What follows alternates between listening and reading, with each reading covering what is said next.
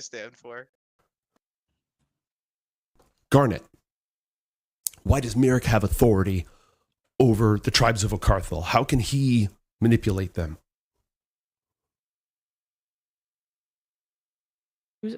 DM question. What's the tribes of Carthel again? The That's dragon right. tribes, No. the 10 dragon tribes. Oh. I don't know. Okay. Oh, no. Okay.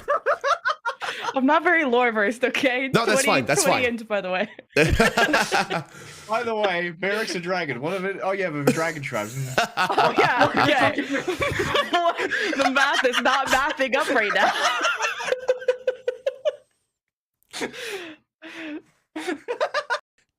Breaking time and space with their arcane potential, they're able to burrow into this creature's mind and tell it no.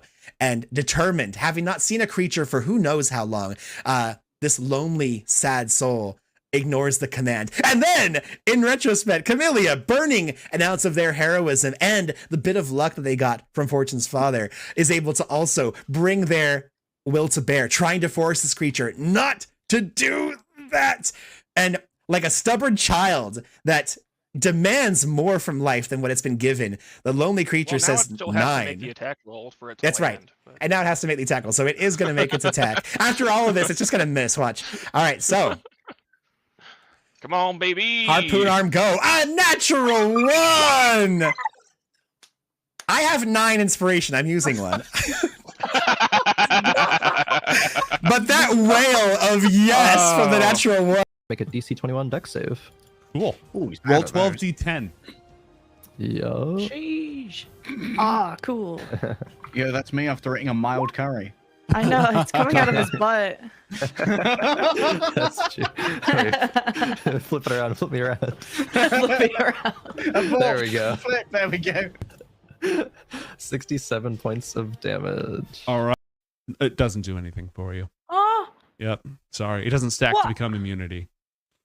okay. They I give will you one it anyways to- because like they don't necessarily know, but yeah, everybody now has one potion of necrotic resistance. I'll just slide mine over to Athalor. All right, you you go. have 2 potions of necrotic resistance. You got a lot of potions on you. You're the potion guy. Potion Thanks. seller. I didn't elect to become a potions guy, but hey, I'm not that magical anymore. So might as Yeah, well. what else do you do? Am I right? So... I'll carry the keg. Got a celebration Gatorade that you can hose us with after. Iron flat. Pop a corn out. Don't ever do that motion again. Why? Disadvantage. The wolf, listen. If you'll allow it. If you allow it, I like to skin the wolf's head and place it on Mr. Sir Thomas to disguise him poorly as not a cow. You're just making him wear stinky skin. Like a mask. Like a mask. Mask off. Fucking mask off. Yeah, like that. It's so close. It's a werecow. Okay. You can certainly try. We're gonna go ahead and leave you cheerfully peeling the face off of this dead wolf. So that you can stick it on your cow's head. And I'm gonna just drop that mental image with everybody. Anything And you else said to it's do? shallow, right? So it's just disintegrating. It's Yeah, not it's like not that it's sinking in, it's just that it's melting away. Oh god, that's brutal. Technically, you don't sink in the lava. It's very viscous material, and you can Shut drop the lava fuck and up. burn. Oh no. Care for the capybara.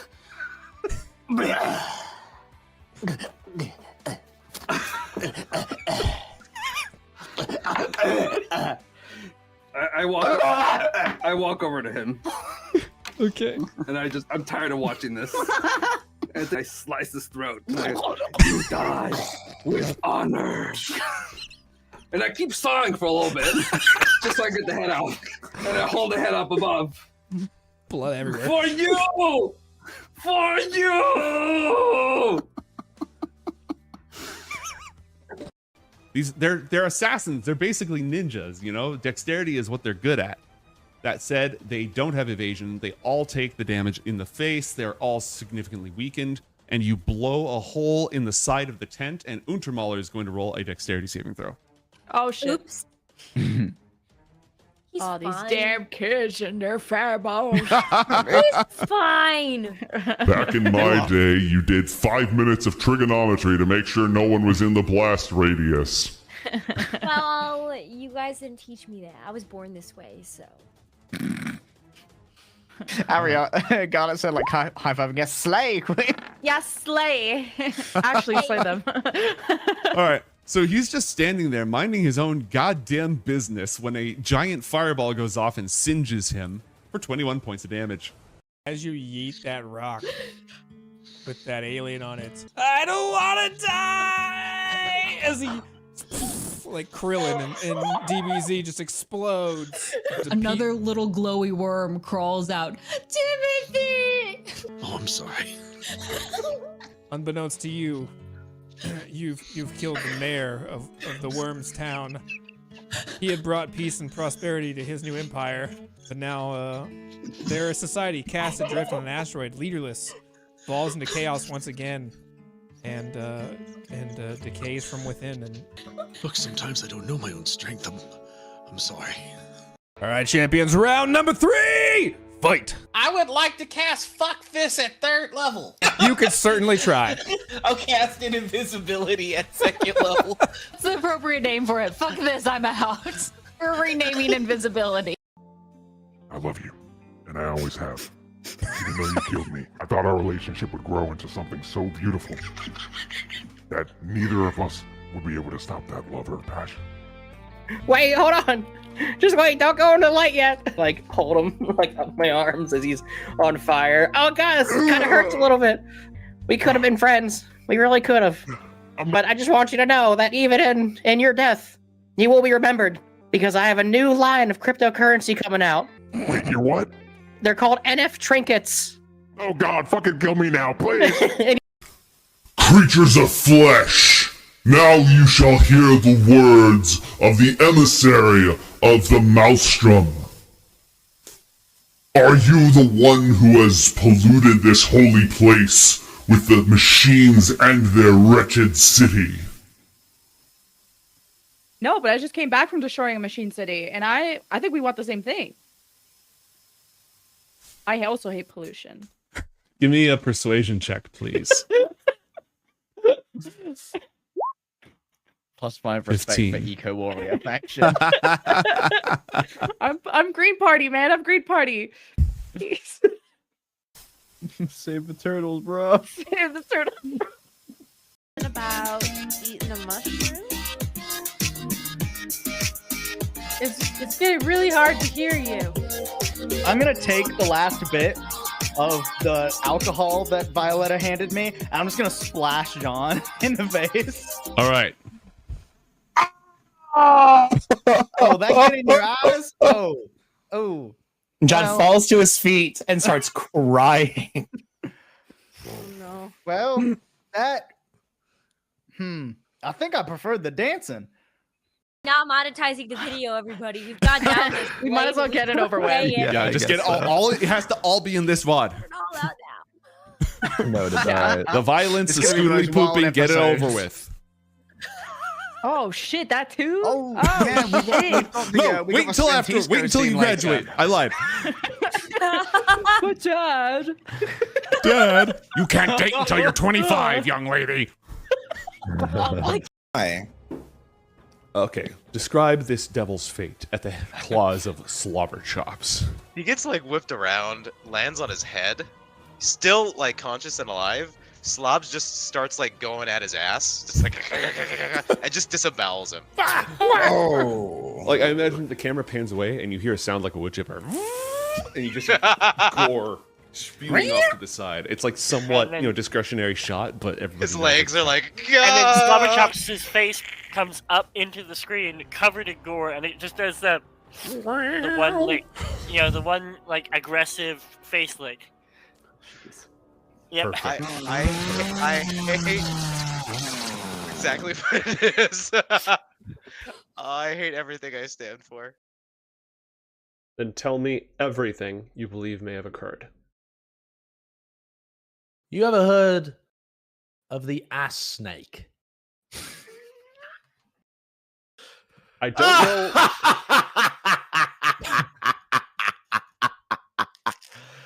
Oh, he said ass snake. I don't know what they preach where you come from, mortal, but that's not actually a problem. We don't really care. That's, whatever keeps being alive joyful, you keep being alive joyful. That's not my concern. Explain the bang, old man. Well, you see, when a mommy and a daddy, or a mommy and a mommy, well, or a daddy, or when two people love each other very much. I would like to be mind wiped. There's Obliviax Moss available. Talk to the Quarter for Every about that. So everybody gets up and starts. Oh my god, he's like so smart. And Tarsamore also saved. So yeah, the woman is the only one who suffered in this. We live in a fucking the woman's society. the dumb one. Oh, the dice. Dice That's is sexist. okay. A chain is only as strong as its weakest link when it comes to rituals. Oh, now women are weak. I love this campaign.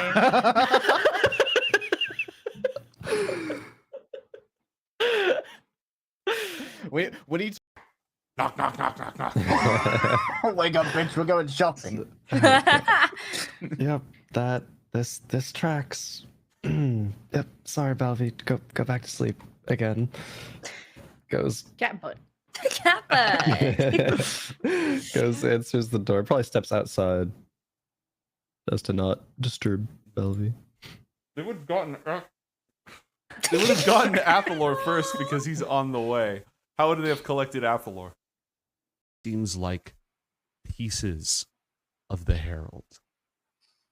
It is a dream toxin.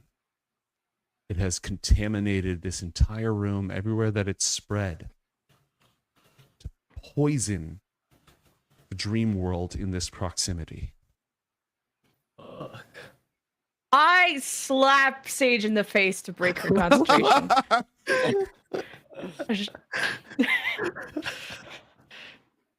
Oh no. And I whispered to Mason, I've always wanted to do that. It looks like it. That was a hard slap. Do minor illusion and create a top hat, milady. Just like just walk 10 feet away and then You need her. She's so angry. If you ever milady me, I will punch you in the face. You'd have to be a lady first for me to milady you. Excuse me? Nothing, Grandmaster. I would never dream of disrespecting you in that way. You said to Said I'm look. intimidating and I gotta be more less of that. And No. I don't think you have to be less of that. It's just that you are, and that's okay. But I don't want to just be okay. I want to be amazing for a mate or whatever. amazing for a mate. Yeah. Cardinal, you're trying to fuck.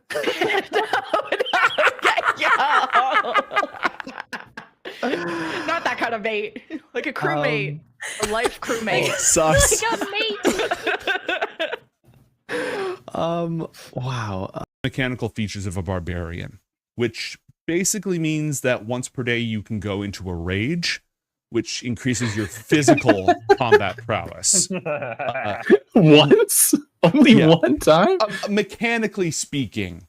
Okay.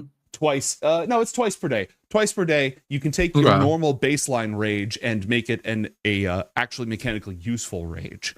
It increases your prowess in hand-to-hand combat, makes you resistant to damage. It doesn't make you better at shooting things. It makes you better at physically beating the crap out of people. It doesn't make me better at shooting things? Nope. Son of a bitch! I'm going into a rage! Jesus Christ. All right, so there's no monsters, and you have now entered a rage. You may do one more rage today.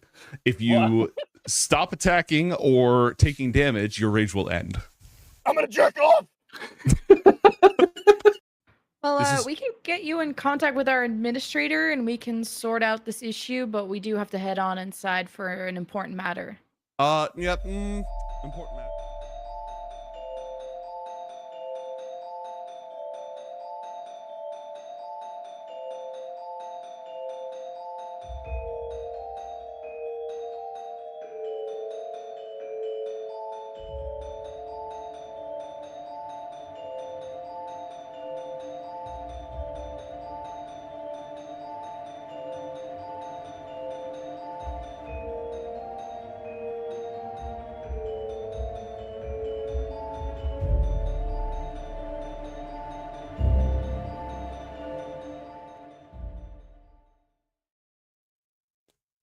Welcome once again to the greatest institute of magical learning in the four kingdoms of Anakra, Ioth Academy. I'm tormented by gnomes, your humble game master. I am joined by Leg Day and Lemon Kiwi. Leg Day, what's going on, bud? Oh, not much. I just got through some Eurojank. It was a fun time. Learned whole new dialects and got assaulted with an absolute smorgasbord of proper nouns. So definitely an interesting gaming experience. The nouns. What game is that? It's called like Outcast. It's a sequel to like a 1999 game, which I assume was like some PC or like alternative system jank. I don't know. It's Fun. 90% positive on Steam, which was incredibly surprising for how janky it was. Of like what, 3 reviews? I don't know. Out of a reasonable amount. Let me have a look. I'm not going to drag game devs. Game dev is hard, but yeah, that was an experience watching that. There was this layer of strangeness that you've now explained by saying that it's Eurojank. I'm like, okay, that was it. That's the vibe. Lemon, what's going on? Where are you? Dox yourself, please. Jeez, I don't know. Somewhere in Dallas. Come find me. Yeah, I just got a super janky setup. I'm trying to like untraumatize myself because I'm holding my microphone because bringing a microphone stand's heavy, and I feel like I'm at work. Like I feel like I'm hosting right now, and I'm not. You're So I about to do tell an my interview brain, with I'm not. Zayla. I know. I feel. What do you think? I'm reporting live from Brontha. Reporting Another shocking live. development. Oh, you know, it's good. It's a good time though. Mm-hmm. Do you have games tomorrow? What's the schedule like? Oh yeah, I cast on Sunday, but they have rehearsals tomorrow because obviously the event opens and you can't use the main stage when there Hurry are up things and going wait. on. Hurry So up I'm and here wait. all week until Sunday. Have fun with that. Yeah.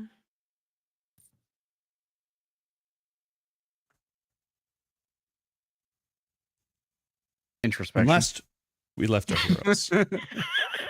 God damn it, My good timing. bad. Worst possible timing. All right, show's Bro, over. just Bye, everyone. unlocked my avatar as depicted.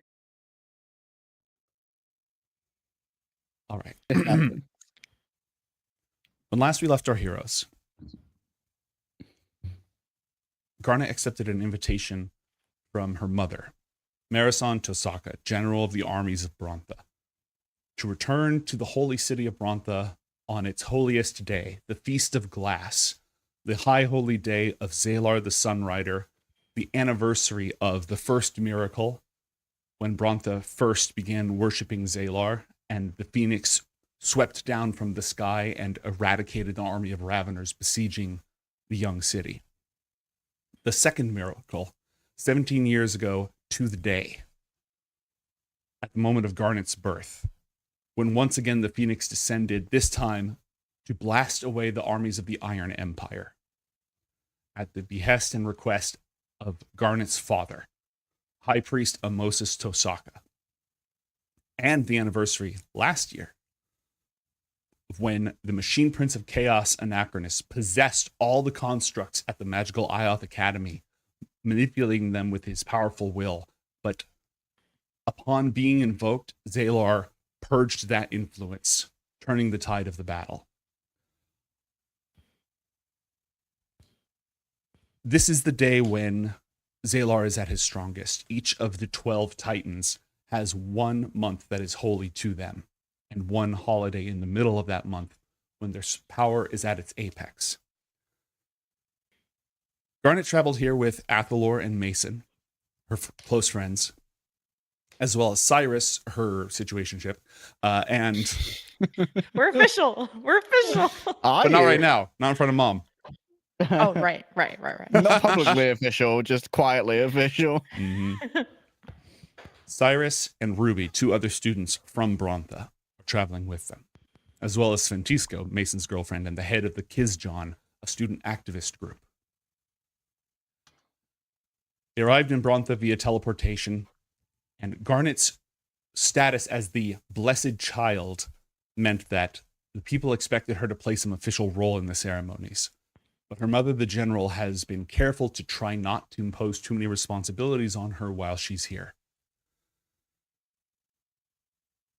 In Kalor's court, the holy temple and where the rulership of Brontha sits in council, they met Agelham, a caretaker of the temple, who then told them that he was assigned to be their guide and docent throughout the city.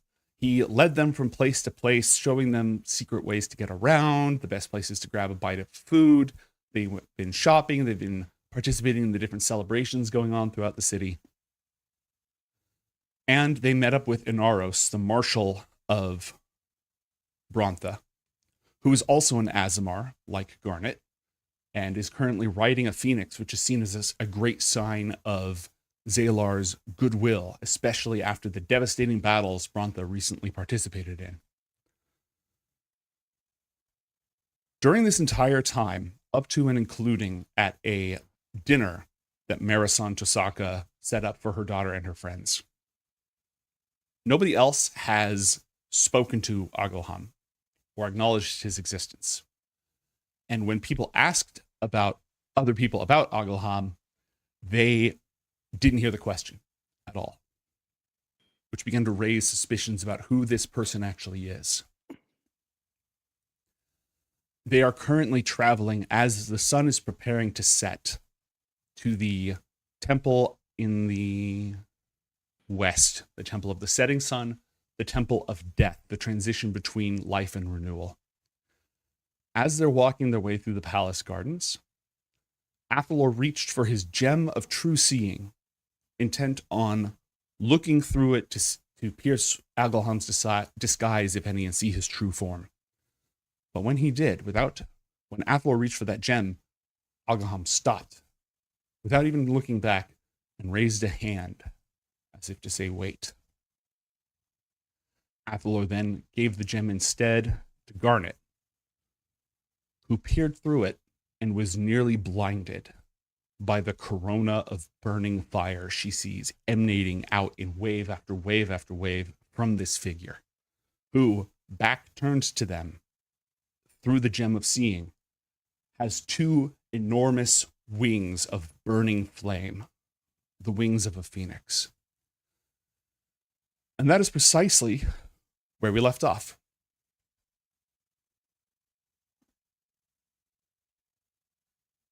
He has stopped. He has not turned around. He has not said anything. Nobody else sees anything unusual. So do you think she would like shield her eyes from this because it's like a bright light? That would be your natural reaction, but you would not be blinded by it. But it is extremely, extremely bright. So she uses the gem and just immediately is shutting her eyes and almost drops the gem and is kind of turning her head away from the light and is kind of gasping and very shocked, I guess, by this. And she kind of just gives the gem to Athalor in panic. What did you say? Miracline? It's just light. God. I don't know if the charge is still there, if like she could take another look, or if it's just a light still, or offer it back to her. Roll a perception check and a constitution saving throw, please. Oh. A 21 on perception. Con save. And an 8 on Constitution. You can see clearly for a moment, and then you are not blinded, but you have to look away. It is like staring into the sun. He looks like himself, like this middle-aged man, but with these burning wings in all the different colors that fire can possibly take, from a deep, deep red up to a brighter orange, a yellow, blues and whites near the tips. These wings spread all the way across, like a 20-foot wingspan in total.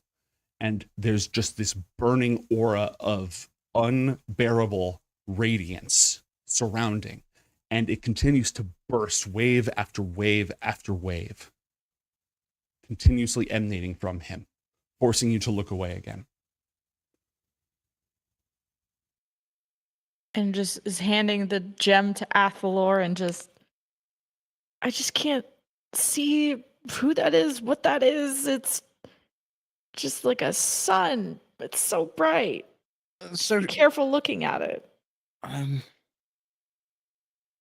Is there a way to like tilt it so you're like looking towards the feet if it's Athalor? You're like looking down. You can give that a shot. Roll a perception check and a Constitution saving throw, please. Oh boy. Oh, guess who didn't have his character sheet open? Got him. Minus 50 DKP. Perception, and I'll roll a guidance die. Why not? I'm feeling very guided. That's 9 perception for dizzying heights of mid and a con save. Okay. 16. You are not forced to look away. You can barely see the outline of his feet and the robe that he's wearing just sort of drifting down to his ankles. But it's just a silhouette. That's no Miraclone. Well, that's good. Who are you, old man? She's just kind of annoyed and doesn't want to get on the offense right away, but thinking they're in a safe place and he's been chill so far, but like also what the hell is kind of the reaction. At your sides, Mason, Sventisco, Cyrus, and Ruby all stop breathing or moving at all. The sounds of the city and the music come to an instantaneous stop, replaced by quiet. You can hear the sounds of your own beating heart. You can't feel any wind. The air is completely, completely still. It is as if all things have come to a pause, except for the two of you and Ogleham.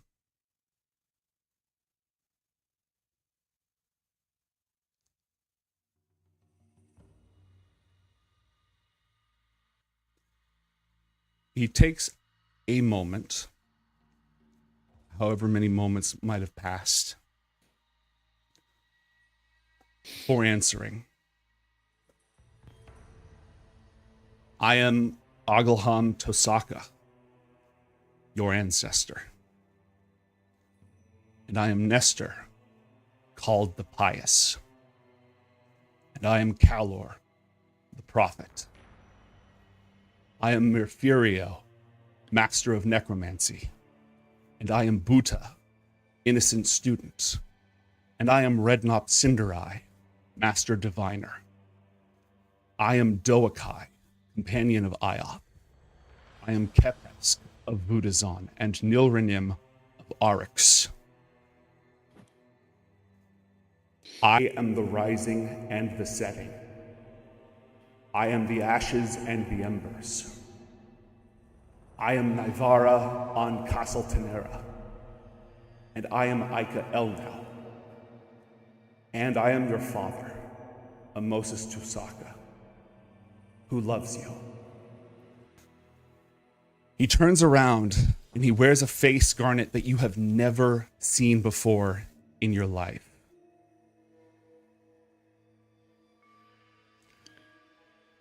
The light has not stopped echoing out from him, but somehow you can see him standing within it. A middle-aged man with a well-trimmed beard, old age signs on his face, eyes that burn like the sun itself, and these enormous phoenix wings that spread out on either side.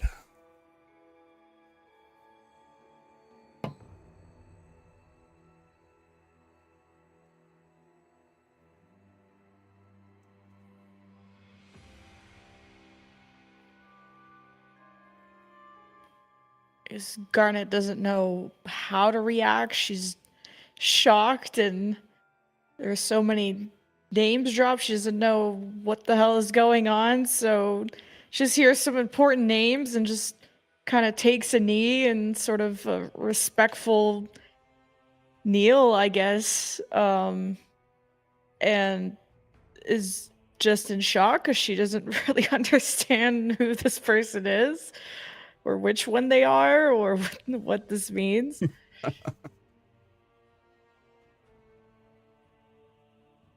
As you go to kneel, Garnet, you see the mark on your hand is burning like it's on fire. It doesn't hurt, but it's glowing as hot as a white-hot iron.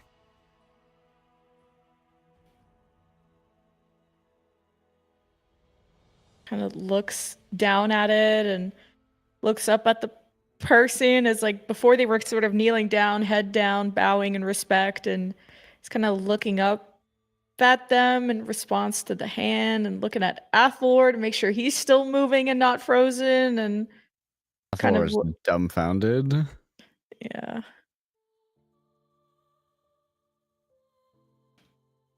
I'm gonna check that this has the sun been moving normally throughout the day? Yes. Mm-hmm. Your eyes seem to be adjusting. The light has not reduced at all, with the overwhelming waves like solar flares bursting out are more tolerable. Everything is cast into either bright, stark illumination or pitch black shadows, which constantly move and flicker as this aura continues to burn out from this person.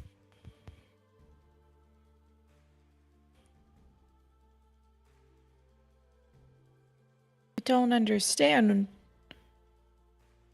You're all of these people? You're Elle now too? What? You're an avatar of a cycle?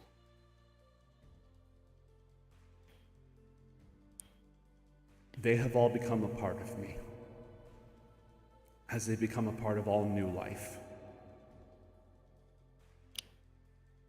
I remember their faces, I remember their names. Each one in the moment of their death, the last time that the sun fell upon their face.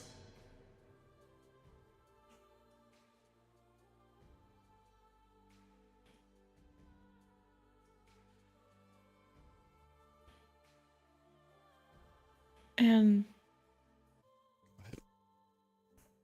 woo, me or leg?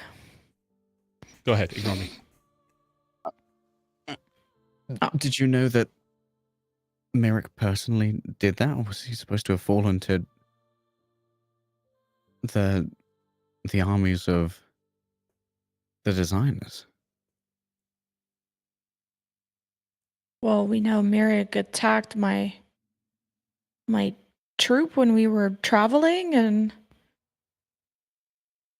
maybe my dad was there.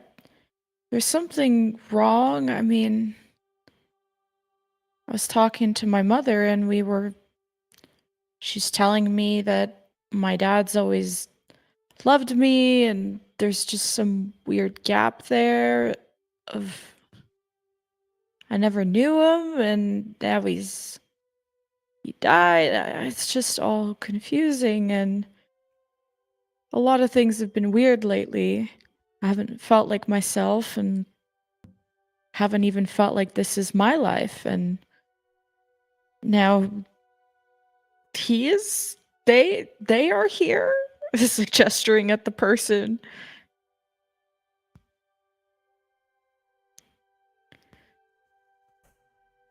There is a piece of you cut out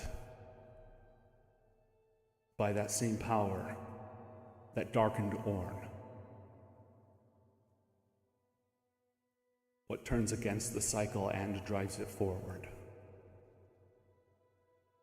You have called upon it, delved into it. It has exacted its price upon you. Pieces of you and who you are gone.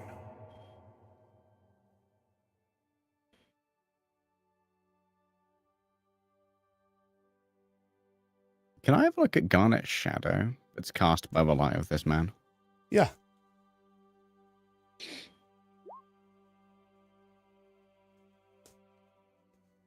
It is stretching out towards the horizon. And it's like a blade, a knife. And completely dark. Not that sort of like there's normal shadows, some light is reflecting all around, so it's just like a darker place. This is just, it's just shaded. Absolute darkness.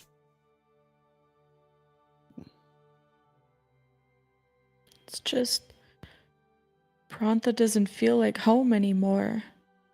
It hasn't for a long time, and now more than ever. And ever since that ritual worked, I just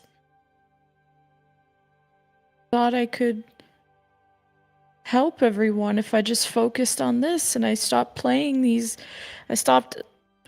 into these charades and these being a symbol when I could just be a weapon that could actually fight against this. Because I couldn't do anything before, and now I can.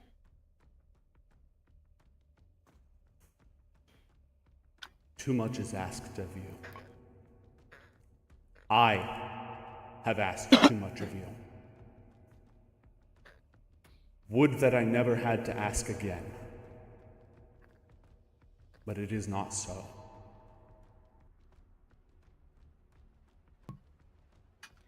Are you here with a request?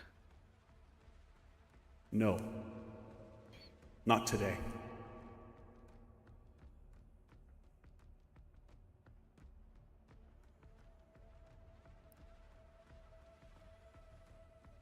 Well, I have one. I just want to undo what I did. I want Master L now back. I want to fix what I did. And I don't want to do anything that upsets Brantha, but I need her back more than anything.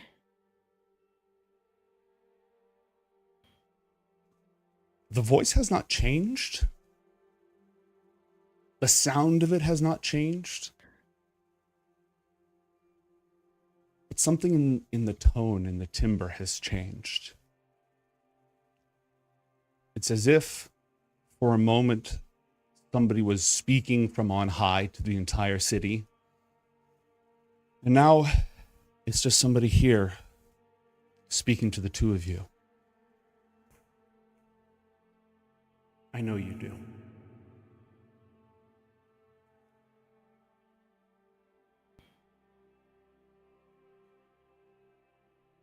You have already sacrificed a parent once, Garnet. Will you do it again?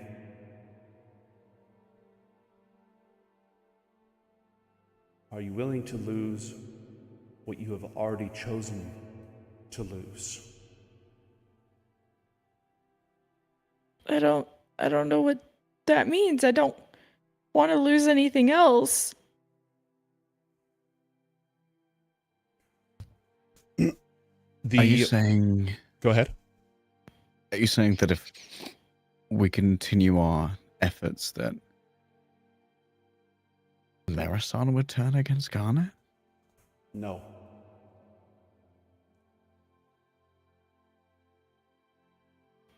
I'm here because I've asked too much of you already.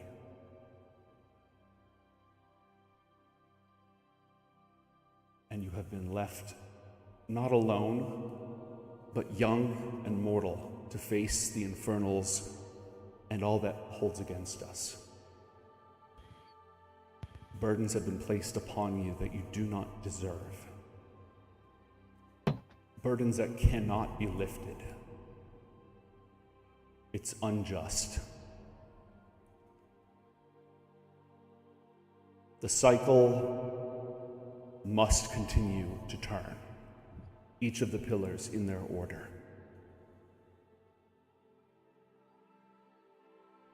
But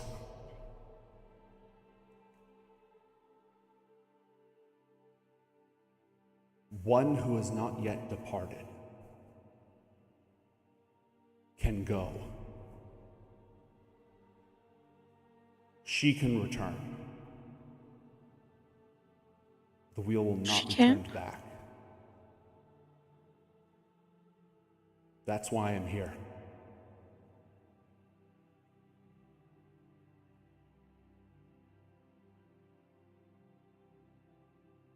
I mean, she gave her life to save me. I would do anything to save her. That's the least I can do. What do I have to do? Twice a parent has died for your sake. The first one lingered. By my will, to guide and protect you. It's time for him to go.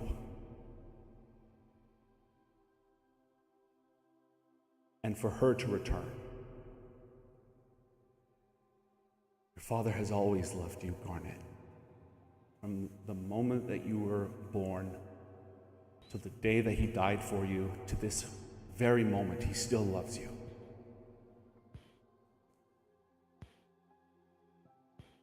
But you need at least one parent with you.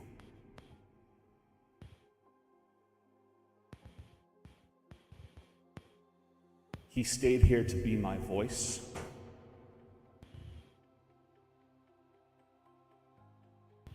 I will take him back. He will move on. And Elna will take his place.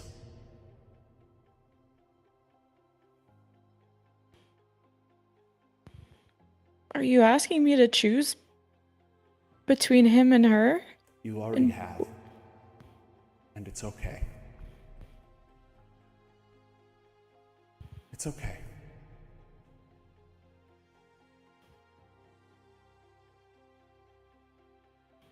But it's not okay. I don't even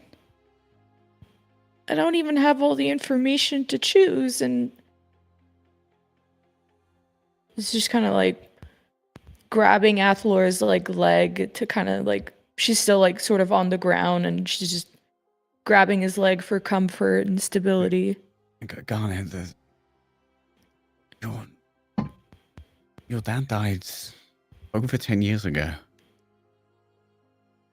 I know you miss him and that he's still here, but what was still here of him were just the echoes of the love and loyalty that he felt for you. Your dad, he can't come back like maybe El now can. And I imagine it was always in his plan that he would join them. Athlor nods over at what he assumes is the avatar of Zaylar. In your day of power, you could bring her back. We can. Athlor reaches down and kind of squeezes Garnet's shoulder. What do we have to do? But this all makes sense now. Ever since that ritual, I felt different. Thought I felt better. But it was because I lost any memory of him. And I must have really loved him too. And I must have been mourning him for years. And maybe moving on felt so freeing. But everything that I was and everything I wanted and all of my ambitions were because of him. And if I don't remember him, how am I gonna be me anymore?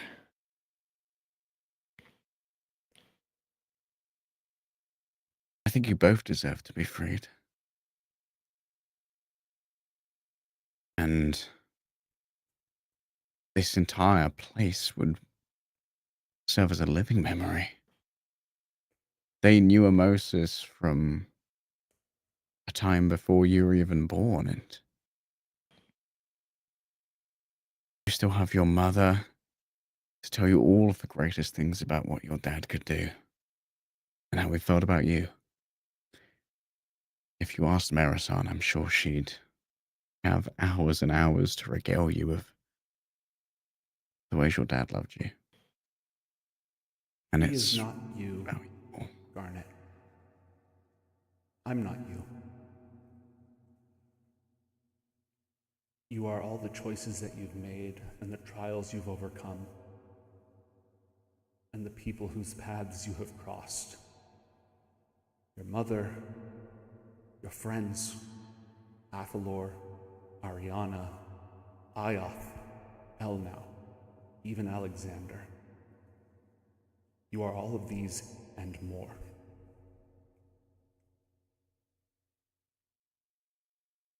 But Brantha's just not home without him, and I only dreamt of being the priest king because of him, and now I don't even know what I want to be anymore. And I don't know if I'm better off knowing him or not knowing him. It's just kind of a fog right now, and I want Master El now back because I thought she would help me through it, and I think she'd just be upset that I went through all this trouble to bring her back anyway.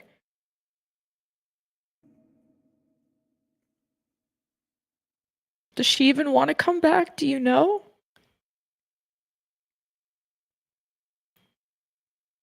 In death, her only thoughts were of striking out against those who sought to harm you. If she had the chance to be there for you again, she would say, yes, she would take it. If your father could walk the earth again to protect you, he would. But the wheel has turned.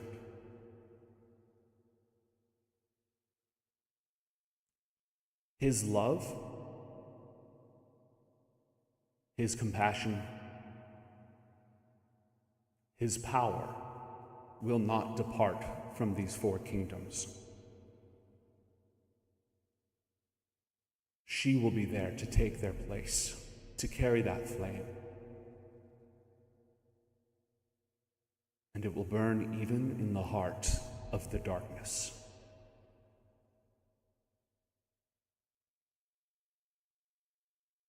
Are you saying she can physically be back with us, or just some light in the shadow? I need more than just a voice. Today, on this day, with your help, with your father's help, let all that you have worked for come to fruition. Let her walk the earth and fly through the sky once more.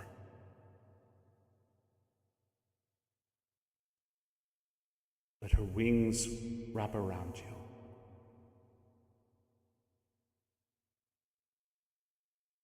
Let her hands wield the power to protect your school once again.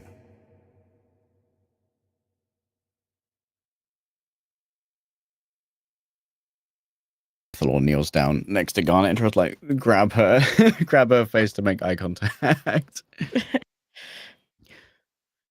I know that you don't know what you want to be anymore. You could have been the priest king for your father. You could be the archmage of a school. You are powerful and ambitious and stubborn and stupid, and it would let you be so many things. But if there's one thing that you could not be, by saying yesterday, it's alone. Let's start with that. Yeah? Yeah. And she'll break away from Athalor and just put her forehead to the ground, sort of like in a worshipping type of position towards the figure and just begging him, just please bring her back. In a moment, he is standing directly before you, and the light has grown softer and softer and softer. And you feel his hands, strong but gentle, on your shoulders,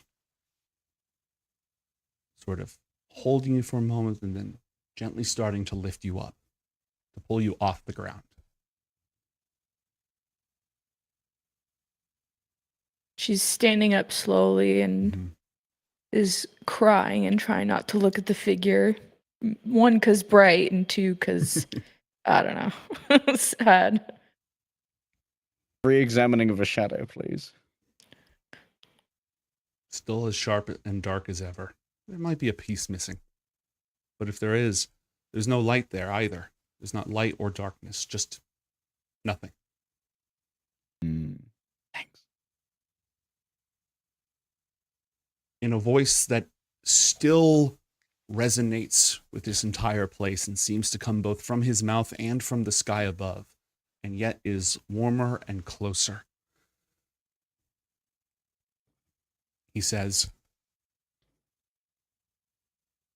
meet me at the temple at sunset.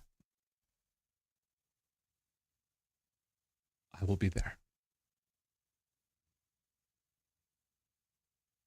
Okay. I have one place to go first.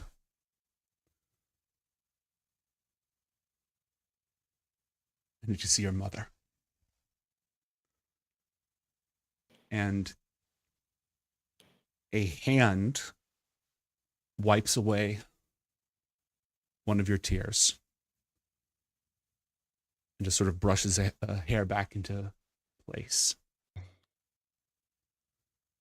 And then lets go of you. Can I go with you?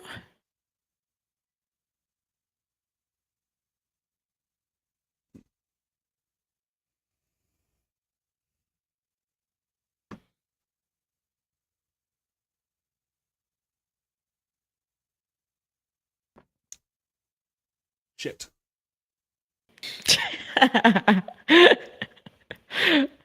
Athalor stands up and backs away from the pair. Okay. I mean, I being we. Can we go with you? And okay. And unless you say or do anything else, he lets go of you and takes several steps back before turning away from you. And the light collapses. Compared to what you saw a moment ago, the red glow of the late afternoon sun is a candle The wings are gone. The corona is gone. It's just a stranger standing there. And the music of the city starts up again as if nothing had happened. And your friends are still next to you, looking around at the flowers and everything, like nothing. Like nothing happened. Oh, fuck. Is Agelham still in the crowd ahead of us? Yeah. Not like in the crowd. He's sort of leading you through the garden. So he's a few feet away from you. Exactly where he was when he stopped and you looked at him with the gem.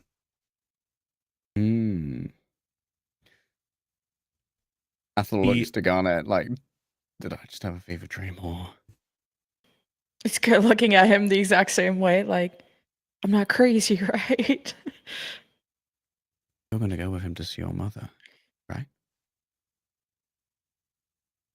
You're coming too, right? No. What do you mean, no? I don't think your family reunion needs an audience. I'll see you at sunset. Okay.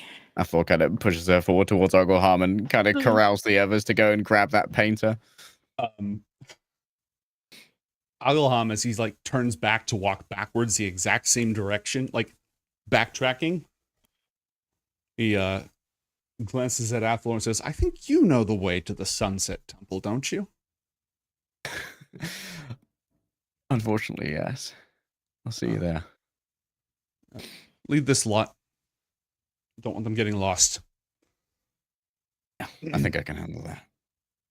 And they'll all go ahead. Cyrus gives a look over his shoulder and like a smile at you for a moment, Garnet, before going off with Athelor into the city to go after that painter.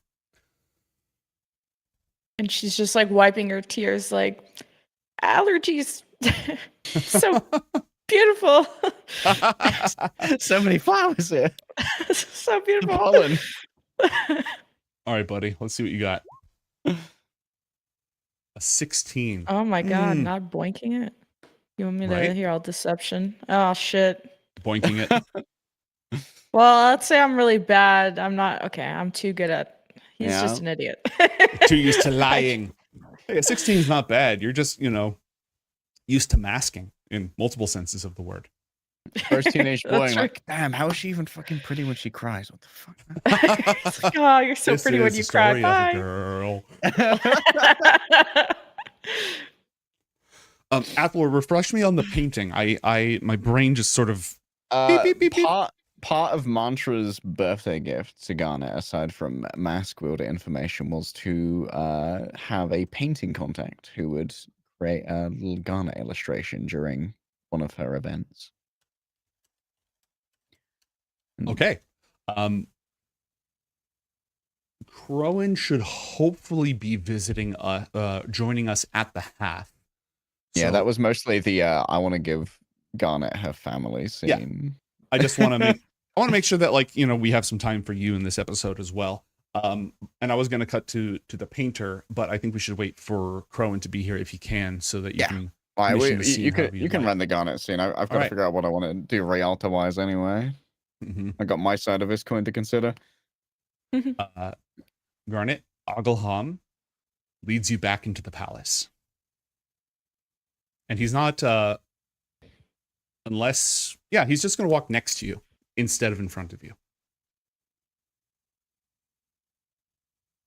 She's trying to maybe let him go a little forward, or just at least finds moments where he's looking at something else, so that she can get a good look at him and sort of study what he looks like, and trying to piece together, is that just the Zalar icon again, or is that the father, and is anything gonna spark to memory? But it's just looking at him a lot more that he's not so shiny.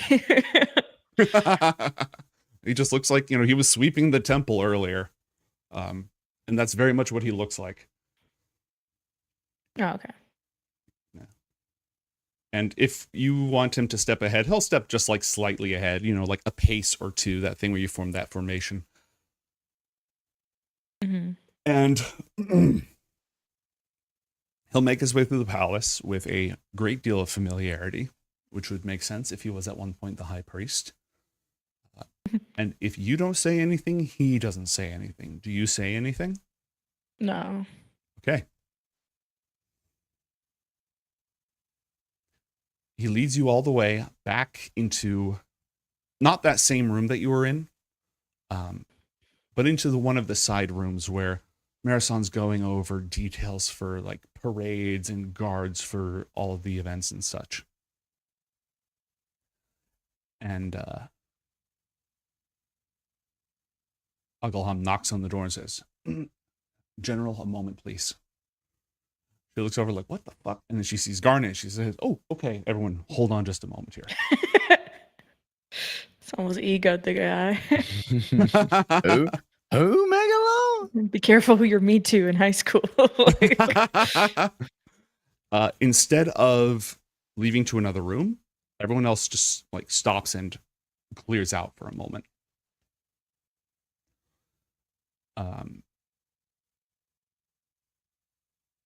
She closes all the doors, then turns over to look at you expectantly. And Ugleham walks forward and takes each of her hands in his. And then she goes from confused and "what are you doing?" to has been sobbing for a while immediately. And he does not look like Ugleham anymore. He looks like that face that you've never seen before, that he wore at the very end when he turned around to face you. And once again, this room is flooded with light. The fire of his wings is nowhere to be seen, but you can almost feel them stretching out through the walls, unbound by the mortal plane.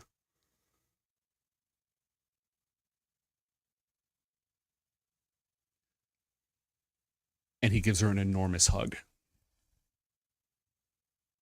Is there ever any paintings or like pictures of Mimosis around Bronta anywhere? Mm-hmm. Yeah. So would I don't know, pass by them at any point today? Yeah, I think that would be good. I think that would make sense. While he's still looking like Ugleham, you would have passed by like one of those things made in his memory after he died. Or image of the second miracle or something. I'll just say like 11 means it took me a while to kind of piece this together, and like that guy kind of looks like, yeah, and just kind of lets them have their moment.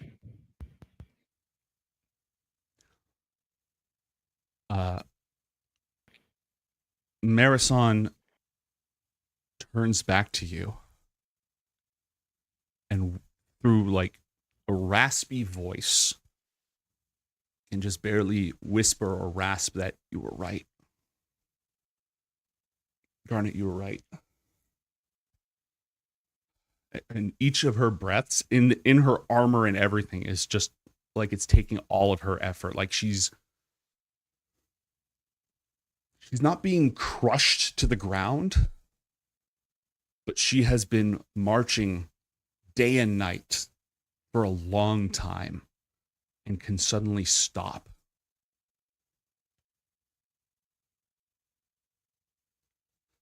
Garnet, this is your father. Moses. Do you know him, right? And she's like, I'm guessing he has his back turned to her as he went to Marison, so she kind of walks around them and is trying to get a good look at him. And yeah.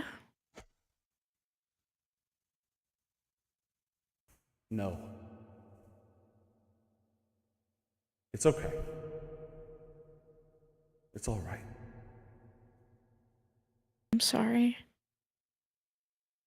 I understand.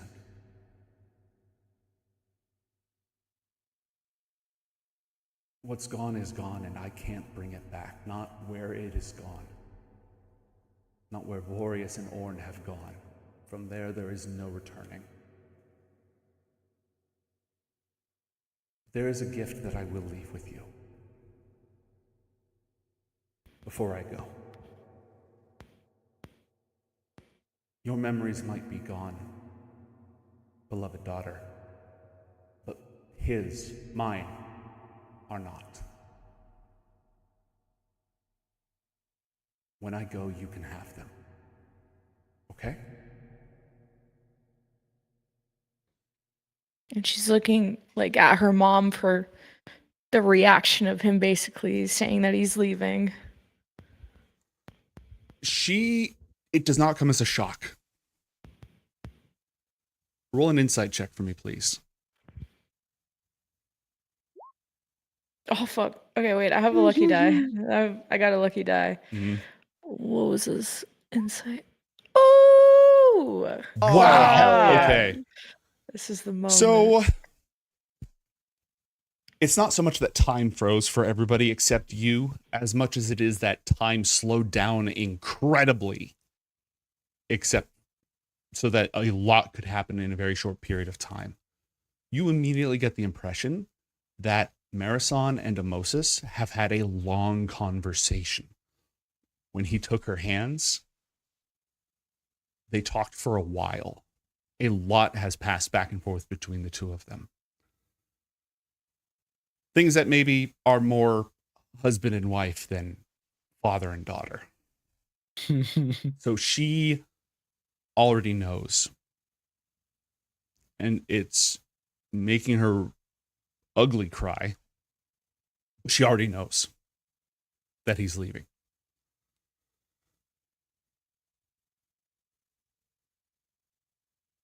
And she's like, starts crying more with her, and then, but then adds just nonstop apologies because she's very much feeling like now he has to be sacrificed for Elle now, and we're kind of just trading something, losing something to get something, and it's kind of we're just back at neutral.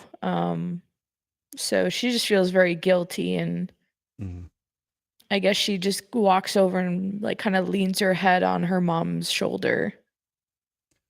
But wants to give them their space if they, are trying to have their moment too. She wraps her arms around you and just like cries into your hair. And then a moment later, he holds you both. And the three of you are sort of ensconced around each other with you at the center. It's warm. It's nice. It doesn't feel familiar at all, but it feels like it, be nice if it did.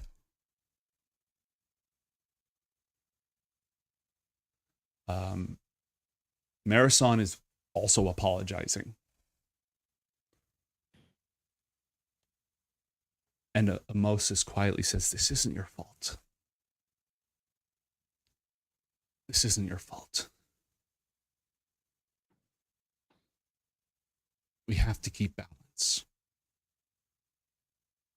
Parents die so children can live. It's okay. It's always been this way, and it's going to be this way for a very, very long time.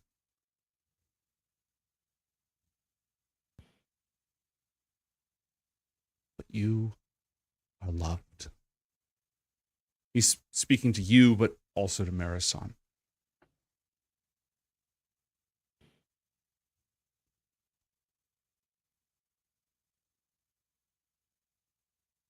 Maybe in a different life.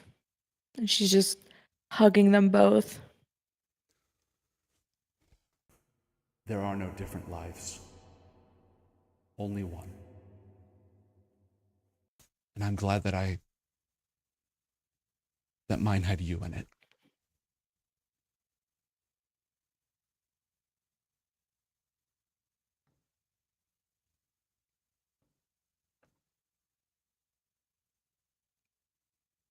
Because time is holding still outside, this moment goes on for a while. There don't need to be any words said. Marisol is just relishing the ability to hold her husband and her daughter at the same time for the first time in more than 10 years.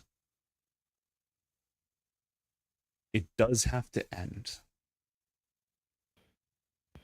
And it seems like when he squeezes all of you again, she knows. He gently lets both of you go and stands back up where he had been leaning over to hold both of you.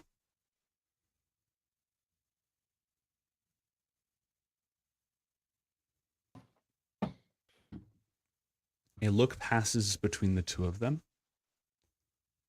Regret, sorrow, joy. You got a natural 20 on that, so something serious, too. Something very serious that passed between the two of them. That they both know. Something he told her. Something that weighs very heavily on her, but she is, bit by bit, becoming the general again. She could lay down her burdens and her armor and her blade for a moment, but one by one, she is picking them back up in her heart and readying herself for whatever lies next.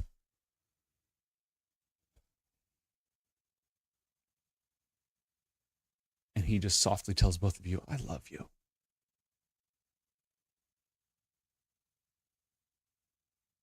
I love you too.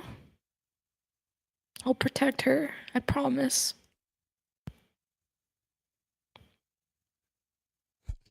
She gets that kind of like, you'll protect me, I'll protect you, like look for a moment, like, the hell, teenager? And he just smiles and it sort of washes away from her. And then he holds both of her hands again for a moment, kisses hers, and lets go. And reaches out for your hand again. Gives him her hand or hands. Just one. He's going to lead you away from the room.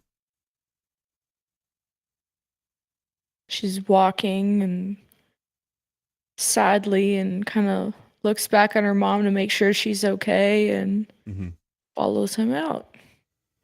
She is. She looks like she's okay.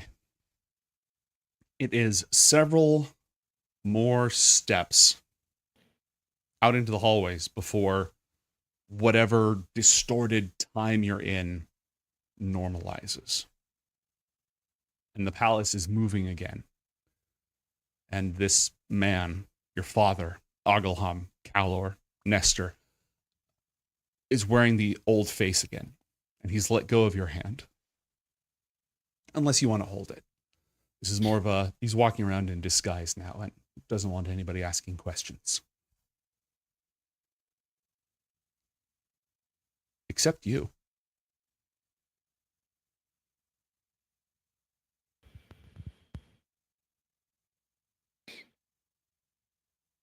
He simply tells you, I'm here. As you're walking back, retracing your steps back to the garden, through all the different palace walkways, the secret paths through the area, not heading towards that artist, but heading towards the Temple of Sunset. I'm here. I'm listening. What am I supposed to do next? What do you mean?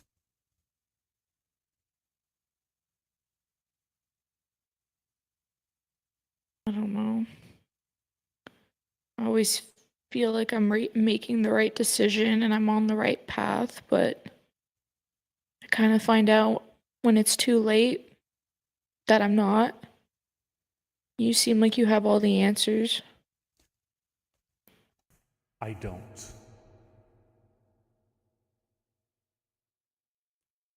Powers greater than myself make terrible choices that hurt and kill thousands who don't deserve it.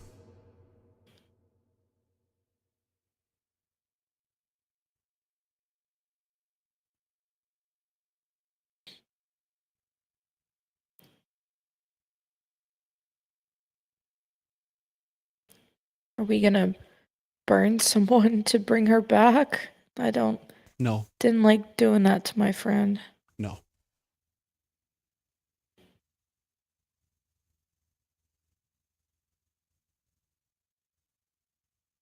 Are they gonna be mad? The priests?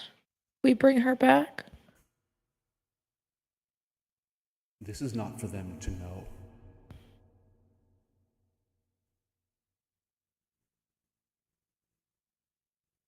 How do I explain this then?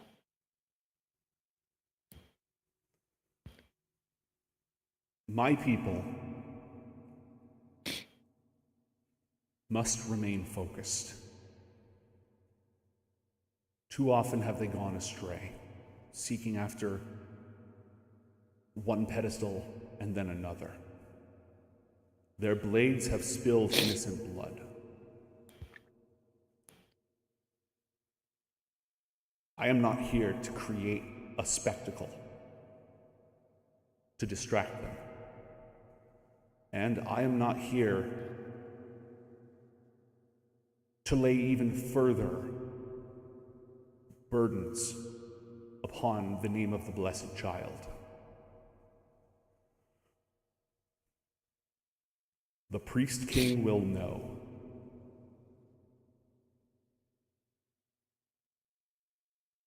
Well, hey, maybe the council would get off my back if we had called this another miracle. Perhaps. Perhaps not. They are each of their own minds. They each have their own reasons. Not all of them look to me for guidance. Some of them are just very good at what they do. What? Really? He nods. One thing that I learned in the priesthood is that it's, in some ways, Garnet, every organization is the same. It's all a bunch of people making mistakes and trying to do better and being petty and trying to overcome it and being selfish and hopefully working past that. From the priest king to the soldier on the front line. Nobody's right all the time. Want to guess any names? I don't remember all their names. Ones who hate me the most. Well, not all of the ones who work with you care particularly about religion. How can you be on the council of a holy city if you're not religious? Well, even a little bit. Because they're very good at what they do and the city needs them. Mm. When they stand in Calor's court, I can see at least some of their hearts. And I don't know if you believe for a moment that Seer is particularly pious. Well, I don't know him that well. Or the Sphinx, Tychus, cares mostly for access to relics and antiquities. What about the current priest king? Do you think he's good for Bronte? I think Pothinus is trying. I know he is. He is not perfect. He has made mistakes. Her mother has made mistakes. but they love their people and they care till their very last drop of blood. And I guide them when I can.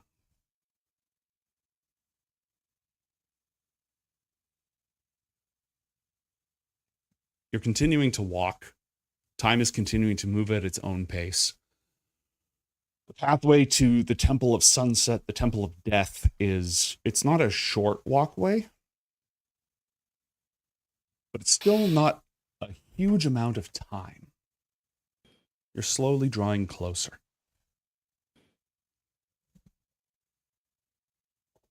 And he's still listening.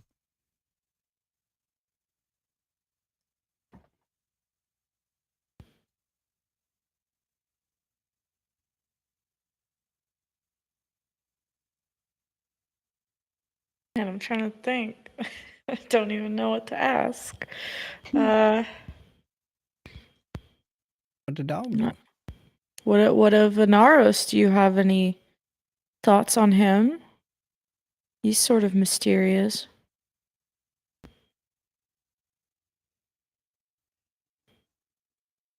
Oh.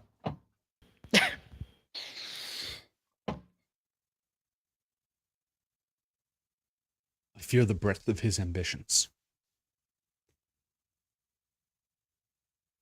Know, Garnet, that though everything that the sun shines upon is within my gaze, we cannot gaze everywhere at once. Inaros is like you, a great burning light and a shadow as dark as a pit.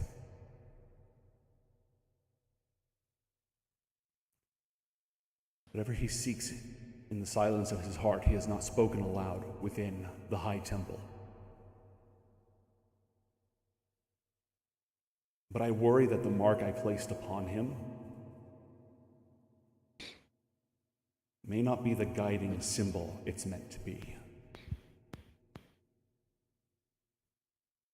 He thinks too much of it.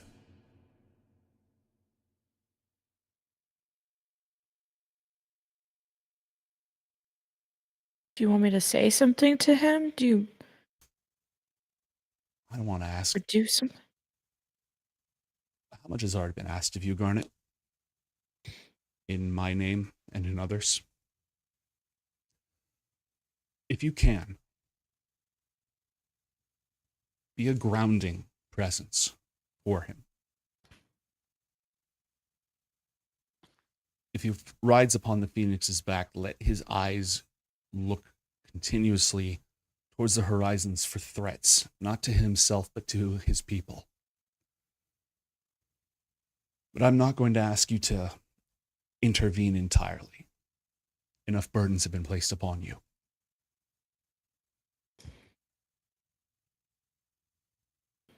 I mean, I don't know. I'm not the most grounded person ever. You are one of the few who has a chance to understand him. But don't do this at your own expense. Don't set yourself on fire for this.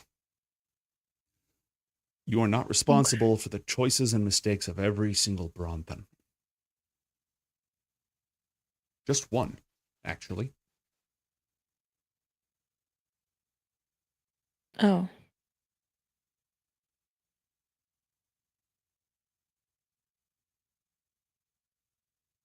Just one? Yes. You. Oh.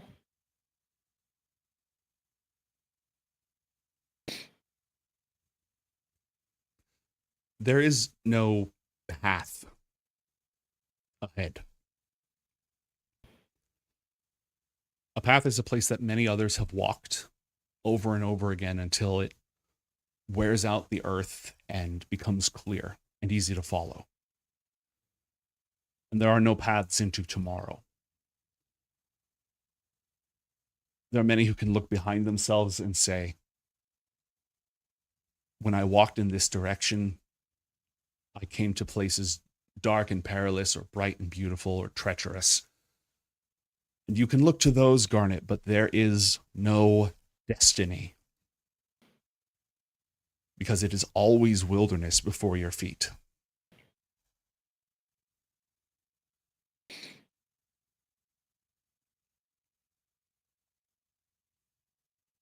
I'm just trying to do the right thing.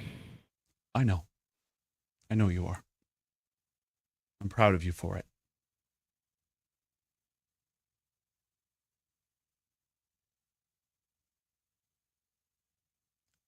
I know some of this is hard to understand. Because, and he looks up at the sky as it continues to move towards the horizon.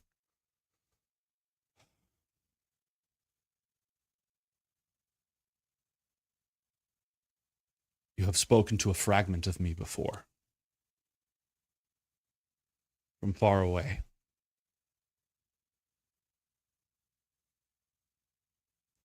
On my day, I hear you and I see you clearly. But we are not any single thing.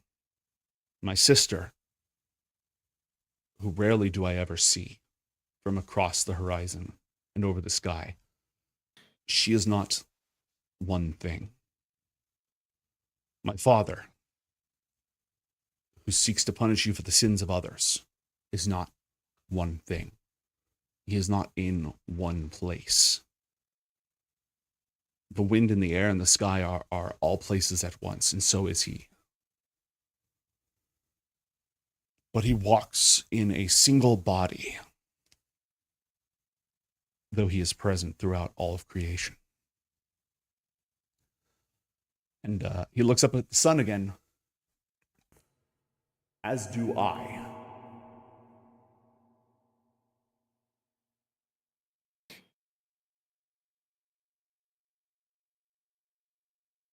And so you and those you love are left to fight alone.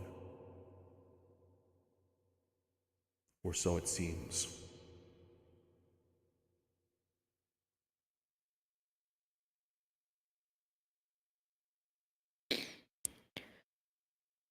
Okay, I'll figure it out.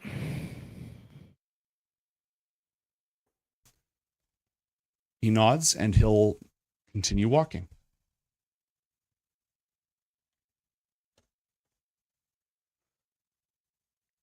I'm going to check in on Crone real quick to see if we should go to break now or not. Okay.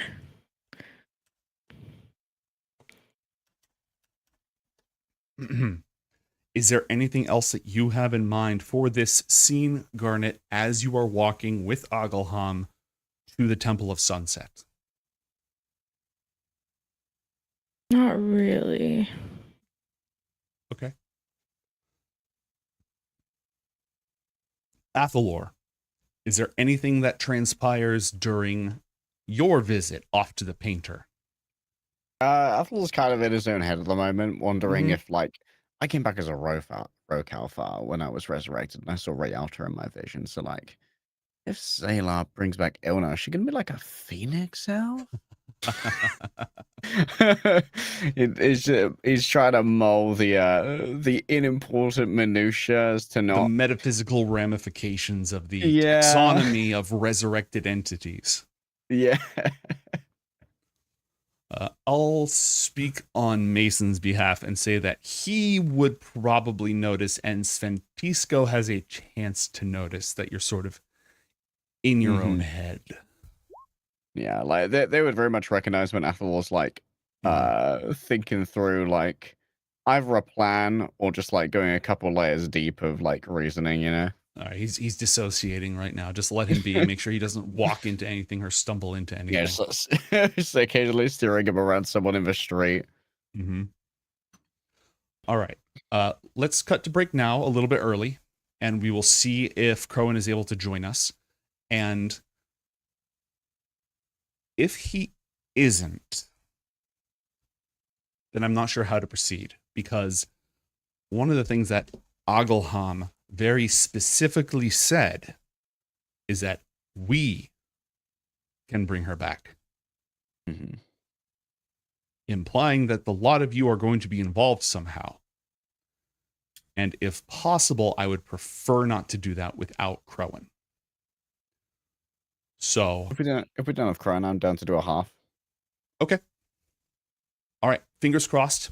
We'll go ahead and go to break. We'll be back in about 8 minutes, and that's when we will make the call. Okay?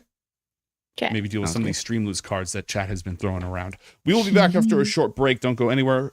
Possibly more Book of Dawn Ioth Academy when we return. Okay.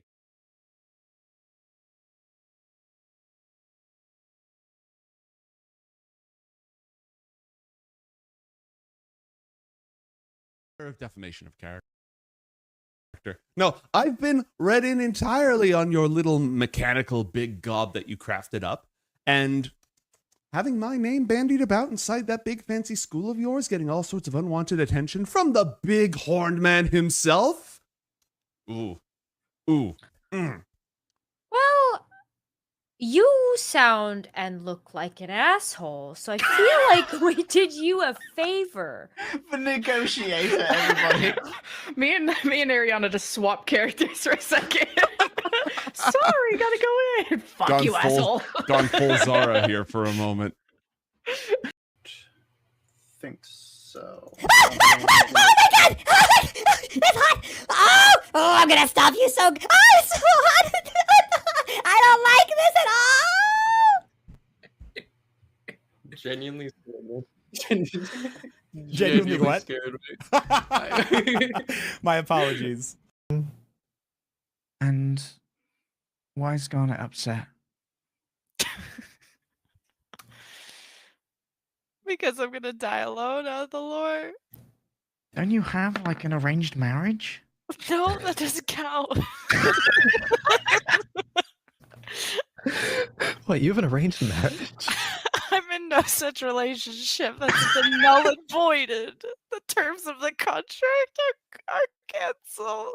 I'm gonna be alone. Ariana's like also entertaining this as well as she's like going back and forth with Garnet about all these different possibilities of like, oh yeah, no, what if Uncle is eternal? What? Mesa speaks up. It's like, Just well, random stuff. both of your brains are already in the right place for this. This is going to go great. I'm really looking forward to it. More so now, actually. Good. Okay, let's go find Ethelure. Ariana has like visibly perked up a lot from this conversation. Having a hard day in classes, hard day at school, but ooh, more day now. Hold you on have ghosts in your blood, and you should do cocaine about it. Yes. Here, what the fuck is that?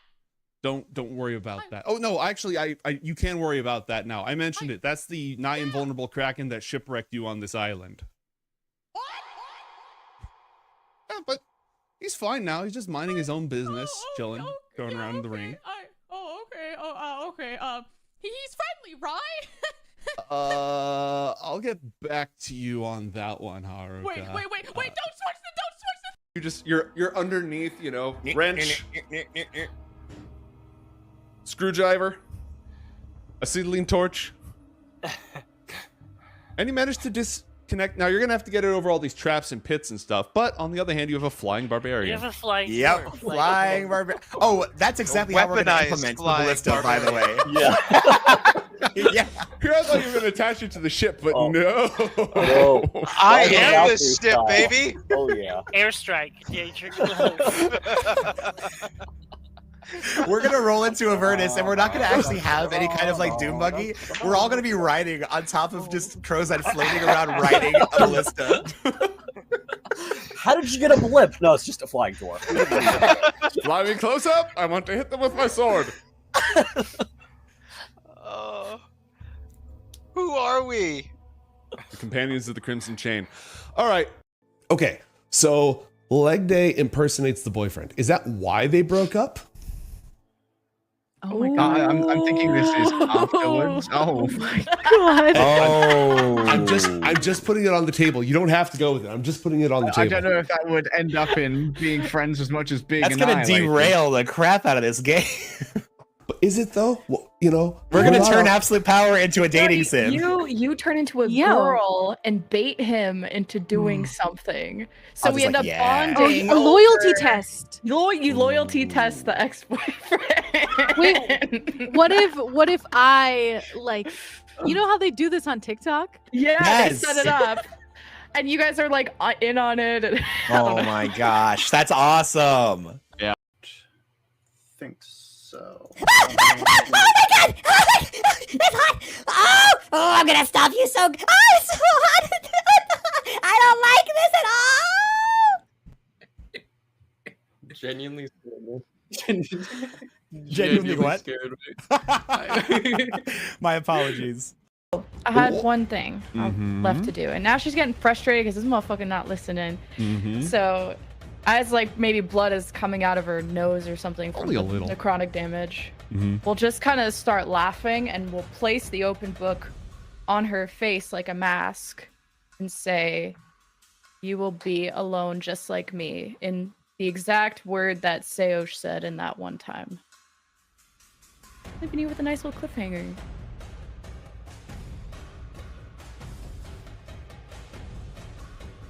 Yeah. Okay. Bye. What's happening? Okay. So I had some idea that you were going to do something, but I never thought for a moment about using the book as a Vox mask. I have no idea what that does. I have not. I don't know either. Foggy. The only thing that you notice, Garnet, is just like little touches of frost, just the barest remnants of frost underneath where the books were. Oh, no, no, wait, is this having Herald vibes of No. Frost origin? No. This isn't black ice. This is not Agathisian ice. You will forever pay for what you have done, Garnet. I will punish you with ice cream pies. What? This is amateur hour. I'm No, that was. Give me a stroke over here. I'm seeing enough of this shit. I'm going to bed. Fuck this. I don't want to go to bed, actually. I don't want to do anything. I think I like panned up my map and I saw that Brock's Kirby was just engulfed. Oh my Python rolls and up and on fire. I think you'll You won't tell anyone about the whole infernal shit, and we won't tell everyone you do drugs? Like, we all have an understanding that we're all keeping secrets, right? Am I keeping secrets? You are now. Snitches get stitches, or whatever. So Snitches then get why more would days slipped into you their food. snitch then? Yeah, no snitching. No sharing. I wasn't thinking about snitching. Mason's never been extorted before. Okay, just checking. Just checking. Sounds fun though. I've never done Mordain, but after Ariana died, I haven't been interested. So, but I trust you. I didn't die. Oh, you kind of crossed over a little bit, but it's fine. Just like, we got you back, buddy. Pass you Mason and Athalor, swept up along in the fey magic of this party, said something particularly heinous about the professor who just dropped a pop quiz on them. Something incredibly insulting and a little bit louder than you intended. Cancelled. About Mason and Athalor, Theo reads.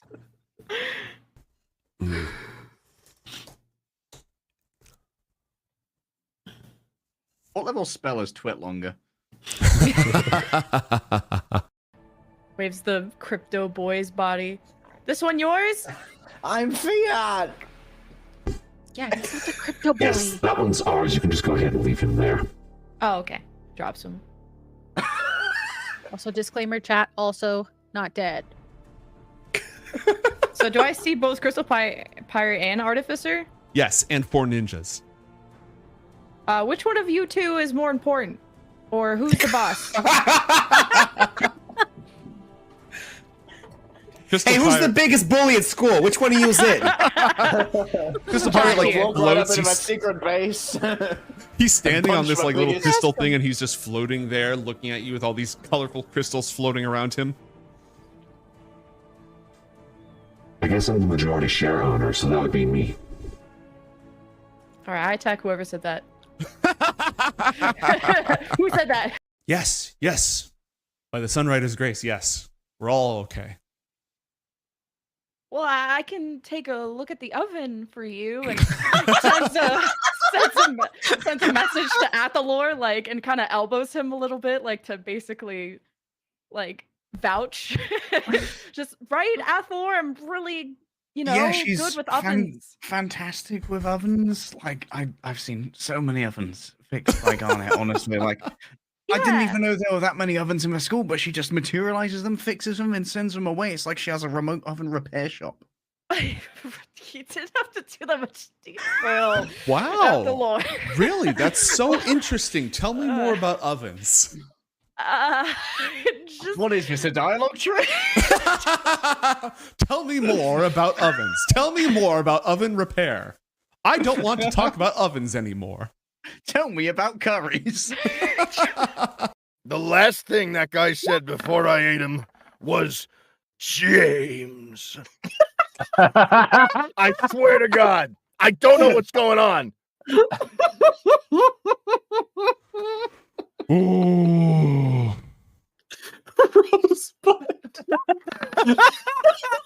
Thank you, Lux Lately. Wonderful. Oh, fuck me running.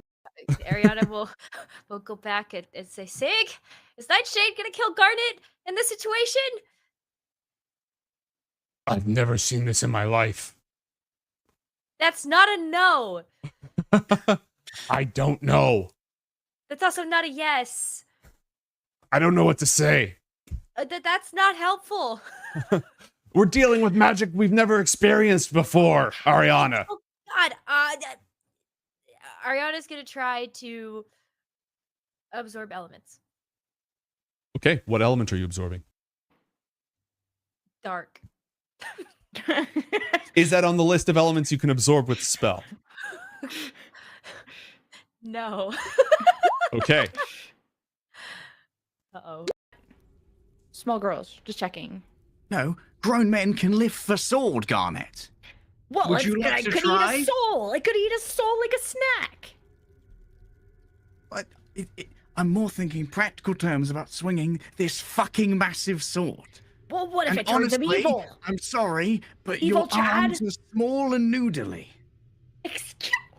Matra, my arms are not noodly. Matcha comes walking Minus back 2 from the meeting. He's like, what did I just walk in on? Oh, Matra isn't here. Oh, but then- Yeah, you open the door. The sword is just like covered with evil runes on the floor on a plate. And you just see Garnet going, My arms are noodly, right? Do you Right, think yo. you can lift that, Zweihander? Yeah, you try it. Your arms aren't noodly, but that thing is pretty big. And evil. And apparently evil. What is that? okay, there's a hunter's mark on him. Spend that inspiration and go ahead and drop that spell in the chat. I don't have any. Yeah, you do. It's okay. You have I one. do? Yeah, you have one from chat.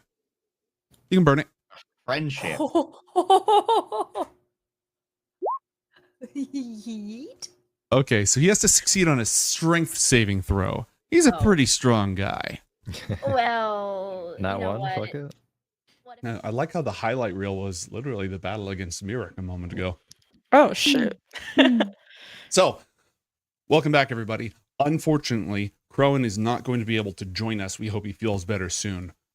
But we have decided that instead of shutting down, we're just going to kind of do stuff until we can't do stuff anymore. Anything that can happen before sunset, we're going to go over. So this half is going to be a lot less organized and directed. but we're gonna do stuff. Yeah, stuff and things. So first off, I was originally going to reunite Athalor and Garnet and the whole gang at the temple at sunset, but we need to do that earlier. Unless the two of you have any scenes that you would want to happen before you're reunited. Pretty chill. Okay. All right. Then Agalham will meet back up with you, sort of in the same district as the Western Temple, and take his leave for a moment. He's going to go up to the temple right now and just sort of lurk, do Zalar stuff. He's a busy guy. Garnet, you have not seen Pevom. He's your mom's squire. And someone played a Pevom card last week, but you have not seen him at all. Not that Cyrus is, urging you to ask about it. Actually, not that he's really insecure about it either. Like, you've had the whole conversation. He trusted you on it. I need to make my characters less well-adjusted sometimes.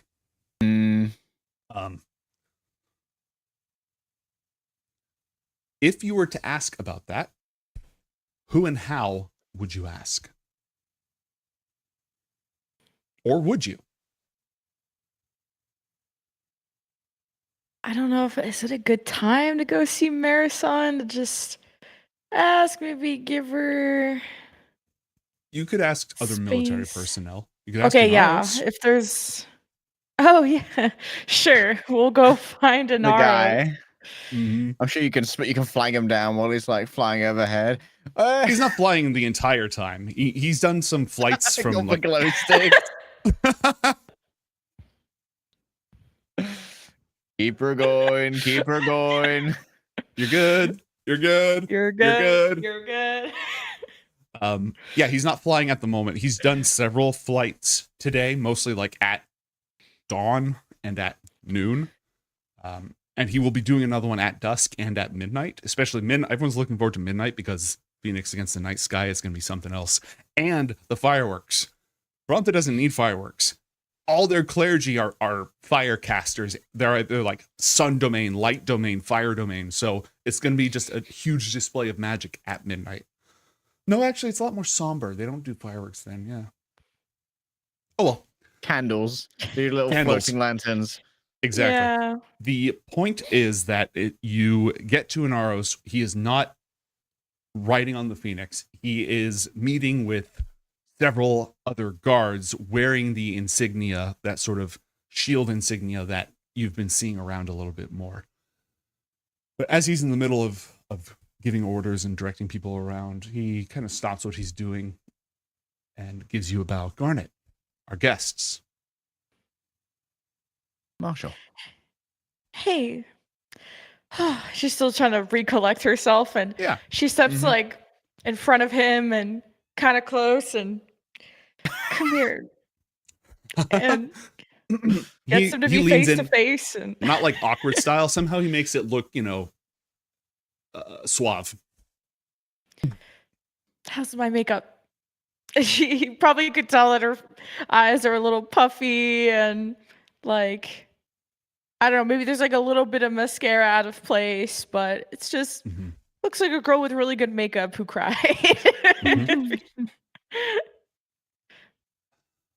Flawless.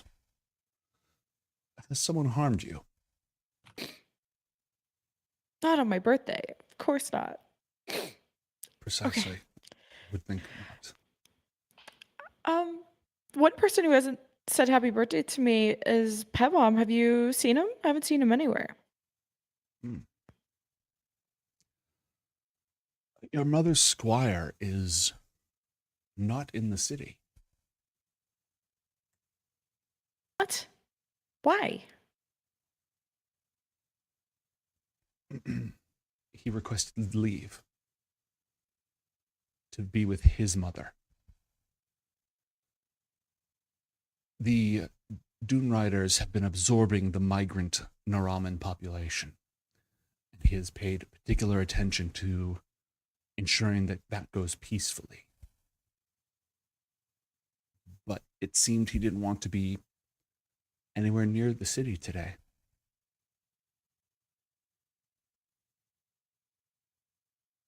Kind of looks at Athalor like she's pissed, but she's like sanity checking if she should be pissed or not. Marshall, how long has Squire Pevon been gone? He departed just 5 days ago. Actually, I might need to check my map to make sure that that's not insane. Now he probably would have used magic as well. He departed, let's say, a week ago. And he's requested 2 weeks of leave. Right in the middle of the month of Sunrider. It does seem... well, I appreciate his loyalty to his mother. It seems like an inopportune time for a Phoenix Knight in training. It is certainly a choice. It's kind of more whispering this to Athalor, but Inaros could probably hear it because she's upset, so she's saying it louder than she thinks she is. Well, it's just downright disrespectful. This is an important day in Brontha. Not just my birthday, but all of Brontha is here. And Maris, my mom needs him. There's a lot going on. Did you do something on your last birthday? I forget. I mean, yeah, we just did something at the academy all together. Remember when Cryas forgot my birthday and now we're not friends anymore? I really hate when people forget my birthday. It's Yeah, rather there a was memorable one. It would take There was some that other effort to one forget. where your life was saved by Yeah, Sunrider. there could be another miracle and he would just miss it.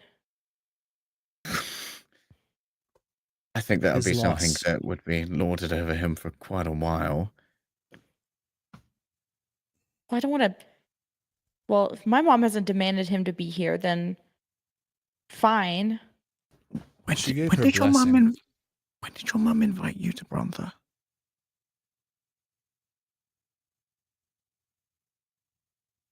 Well, she didn't, and Aros did. Kind of. Oh, Marshall, you invited Garnet for the ceremony. That would not be my place, Athalor. I merely ensured that she was aware of her mother's desires before they spoke about it. Yeah, that.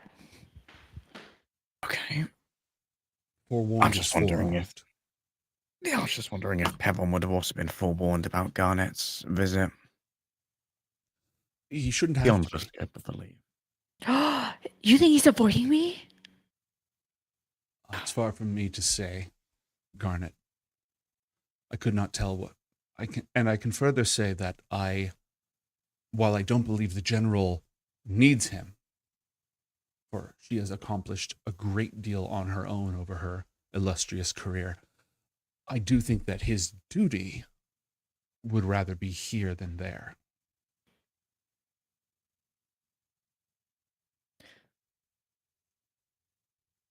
Did you see him when you said there was a excursion near the city, right? Did that include any Dune Riders?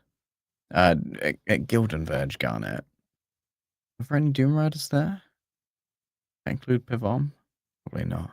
There were Dune Rider when the Academy was raided, not attacked, but raided by Terra Nimbus. There were Dune Riders passing through, but trade caravans are now going between Gildenverge and the Dune Riders' lands and stuff. So the Dune Riders who were there, they were just back and forth. It was just a caravan. No Pevon. They were armed because they're badasses, but it wasn't like an official army or anything like that. It was just some merchants. I did see him before he left. He seemed rather hardened. Hardened, yes. A steel countenance. Sharp eyes. Looking for threats. Has Squire Pevon been involved in any operation since the loss of General Marison's army? General No. Tosaka, pardon me. Squire Pevom is not assigned to patrol duties nor to special quests unless they be at the behest of the general. His duties lie entirely with the general and with her armies. Unless our allies at Ioth Academy request his presence, he's normally nowhere else but by her side. It has been for the last 10 plus years.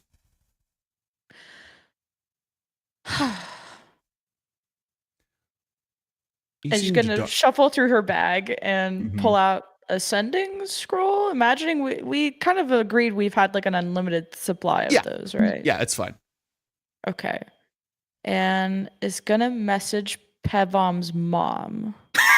Where's your bitch ass boy at? Less that, but more like in 25 words or less, asking like, "Are you okay?"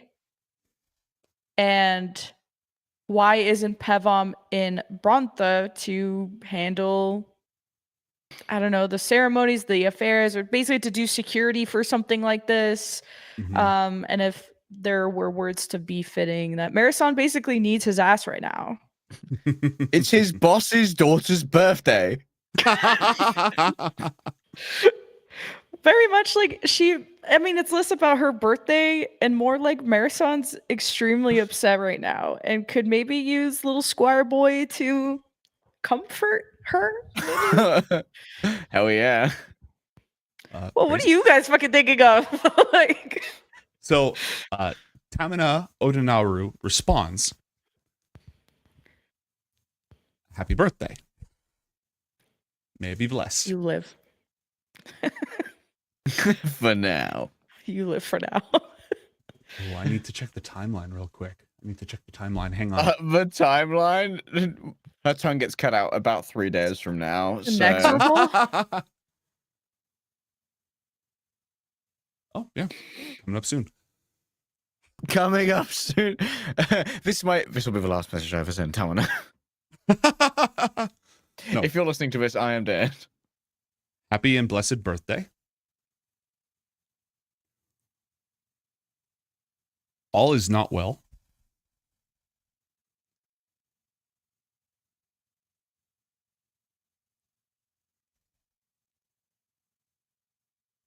The Naramans are troubled. Tempers are short.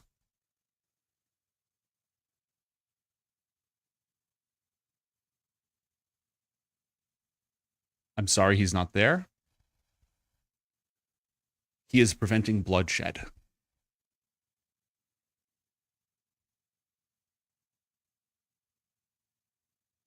he's fighting on my birthday.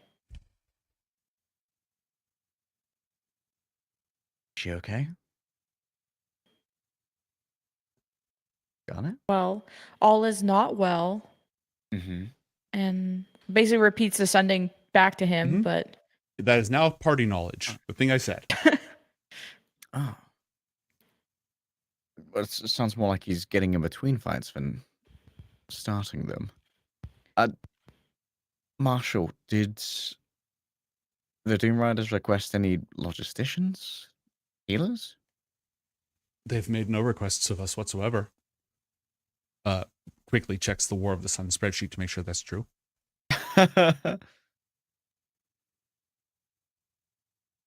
Everyone going of his own initiative, I suppose.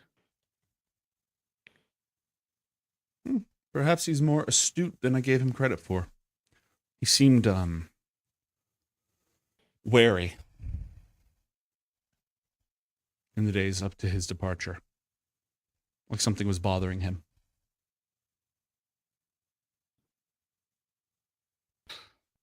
Athel looks pointedly to Garnet. oh, she reaches back in her bag for another sending. I feel bad if he's in the middle of something. I don't want him to feel like he has to come here, but Well, if he sounds like he's just been punched in the face, then maybe cut him some slack, you know? I'm not asking anything of him. I was just How about you open checking. by asking if he's okay? That's what I was gonna say. She's like opening the scroll. And in under 25 Inaros- words or less. Then Aros says,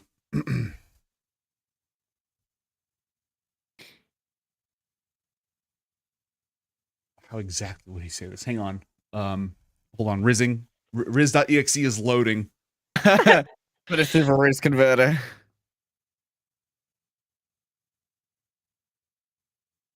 All right. I'll have to paraphrase.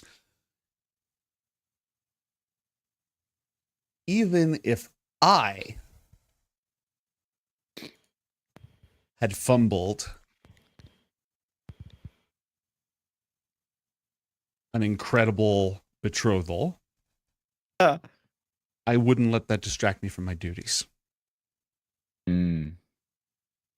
Oh, She's like opening the scroll, and as she says that, or as he says that, oh, you're right. It seems that She's he like is making blushing, and she's like, oh. Darn it. What? Fumble betrothal or no, still a friend and ally. Right. Just in under 25 words or less. I haven't seen you. How are you? I heard things are not okay. Let's talk.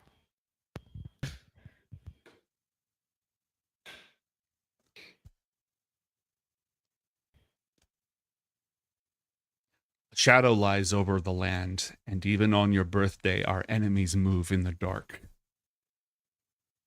I regret that I am not there. I must hold them back so you can celebrate.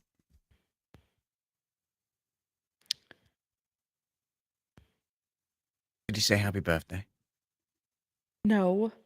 Oh, you're gonna. Well, he mentioned that it was my birthday. So he knew. Oh, Pevom. Oh, Pevom. Oh, So what that have is you crazy, done? right? Right? Her sanity's now validated. I should be mad, right?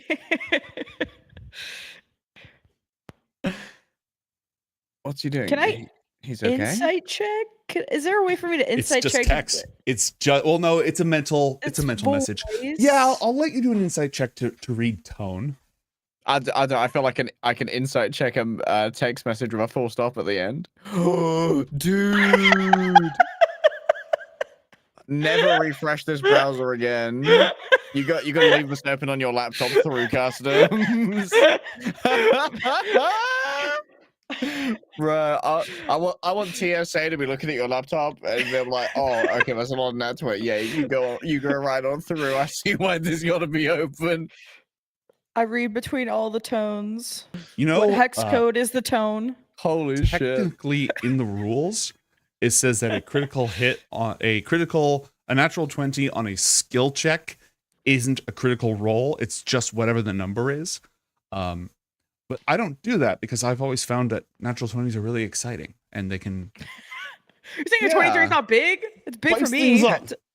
You can add another 1d4 to that if you fancy. No, it's fine. It's good. It's good. I would describe. Thank you. A 25. we broke one of those thresholds. Very helpful, Athor.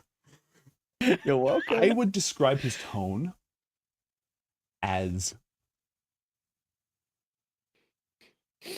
cold and troubled. Like something's really, really bothering him. And it's mostly not about you. Mostly? Yeah, there's something that's not you that's bothering him right now. But I'm part of it? Well, Is no. the Herald there with you? Whatever's bothering him, it's not you, but he doesn't want to think about you and birthdays right now, and so it's kind of like he's not telling you to stop bothering him. That's the vibe I'm getting. Yeah, he doesn't want to tell you to stop bothering him. It's one of those things where, like, let's say someone that you care about a lot is absolutely getting on your last nerve, but you don't actually think they're doing anything wrong. You're just like trying to not make it a thing. More like that. It's very, very weird for him. Like, I'll go ahead and validate your sanity check. It's very weird for Pebble. I hate it here. Translate that whole tone to Athalor. He's being so sus right now. He's always so happy and cheery, and the vibes are off. I mean, not in like an entirely platonic way. Maybe now would be a good time to let him know you're there for him. If you are, you could lie. I don't know if he it's not that I don't. I don't think he wants me to be there for him. I think sometimes it's the option because there are like some logistic hurdles, but like it's a sentiment, you know? I mean, Ioth Academy helped the Dune Riders, and I would say a strong majority are doing okay. He's fought a lot and lost a lot and hasn't been this upset since his mom was like in trouble, and she's fine. And if he's Naros, upset, what do you maybe it's think? more serious. Just looking at Naros, what's wrong? Read this think boy he's language. He's young, emotional, still growing into adulthood.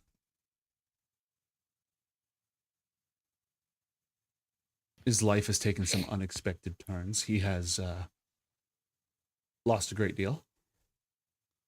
He looks at you when he says that.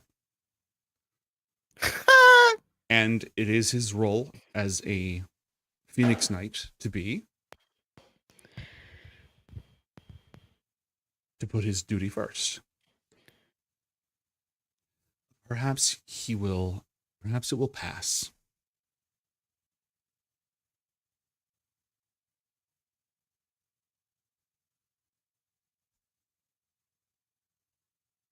I don't know, Athalor, what do you want to do?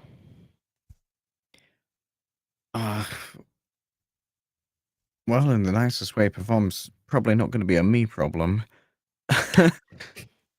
Yeah. Cyrus just sitting here this whole time while Inaros is rizzing up Garnet and they're talking about the betrothal. He's just like, Zen. I mean,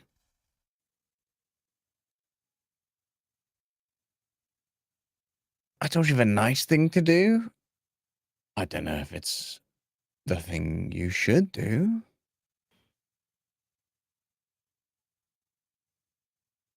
Oh, I thought the thing you should do was going to follow up. I don't know what you should do. I haven't had the betrothal broken off before. Oh, fuck off. Like, you're acting like we dated. I don't even think we like kissed or held hands or hugged we hugged, but like it really wasn't that deep. I don't think he would be bothered by this. I mean, I don't think it was that deep from your side. You got to remember, he was with your mum. They were looking for you for like 7 years. He went on like a knight's quest from a fairy tale for you. Okay, or that was his job. Okay, I mean, like it was his job, and he failed. So looking at Inaros when she says he failed. They did so badly, my captor just handed me over. So out of pity. Well, no. So you guys are embarrassing yourself. I'm just gonna put Garnet here. I got sent to Ioth Academy when our cave got raided, and I think that's when my mom showed up. So like they failed, kind of didn't fail, but also like they didn't technically get me, but anyway, that doesn't matter. We can't leave here because we have kind of side eyes and ours. We have somewhere to be at sunset. Of course. I mean, I'm not saying we should leave. I was just saying that maybe you should send him a message saying that, like, you're there for him. Not physically, you know. I mean, I can be there for him physically. I can give really great hugs, but his ass has to get I here. don't know how many miles long you can grow your arms to be. I'm rolling a wisdom saving throw for Cyrus real quick. Oh, I didn't even know Cyrus was in earshot of this. Oh, he doesn't have to be. Do you not want him to be? He can not be in earshot. How about he can roll a perception, and if it's really good, We'll give him that. How's because his one of more your of ass it? is looking at flowers. He sucks Nope. at everything, so it's like I'm literally dating a dumb jock. Well, Hey, actually, his- he's not even a jock. He's Cyrus's just a dumb intelligence nerd. is 18. Yeah, he's a nerd. He's a dumb You're, nerd. you're dating a cute dumb nerd. Yeah. Yeah, he did not notice, and so he doesn't like have a conniption when he hears about being there for Pevon physically. Oh, he's like, oh, flower. I'm gonna harvest this for a Did you know what? potion. Yeah, you can make these into all sorts of healing things. They don't grow these at the academy. Ruby next to him was like, please, for the love of fuck, shut up. I beg you. Let me die. Let me die. But hey, Okay. if you want to just leave out there, then that's fine. Just sighs and takes out another sending scroll. These are expensive. Going killing trees here and just and under 25 words or less. Marison's upset. I'm upset. You're upset. Let's talk unless you're in the middle of something or Oh. something more pressing is up. I want to be there for you, and Brontha needs you. TLDR. What did you tell him? That I said that. Like repeats it back to him. Oh wow, you really opened up with you and your mum's feelings, huh? His boss is upset. The thing that he cares about the most, the thing that he should care about the most, Oh, yeah, and definitely.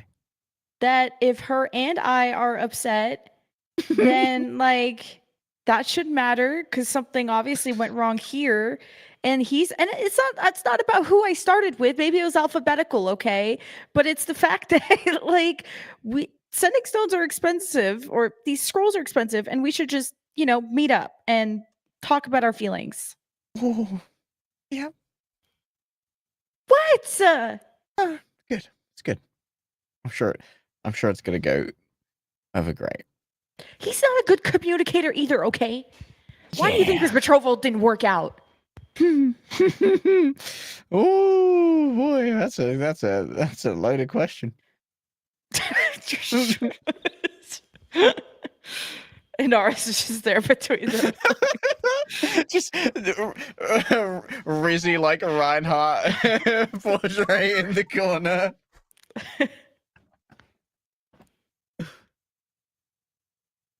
I have no means to reach you now. Neither wings nor spell. Oh, it grieves me to hear of your what word did he lose? He doesn't say I'm sorry you're upset. He says it grieves me to learn that you're upset.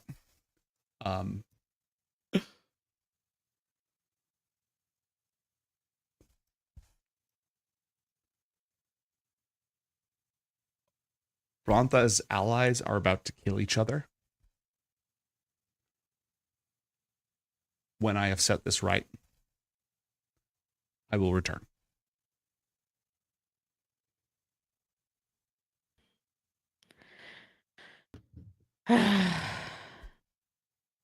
Well, you tried. Whatever. I'm sure whatever he's doing is important. Not more important than your birthday before you disintegrate me. It's not about me. The whole dad thing and my mom, losing him now forever, that's maybe more important than his little Game of Thrones. Okay, that is not technically affecting his family directly.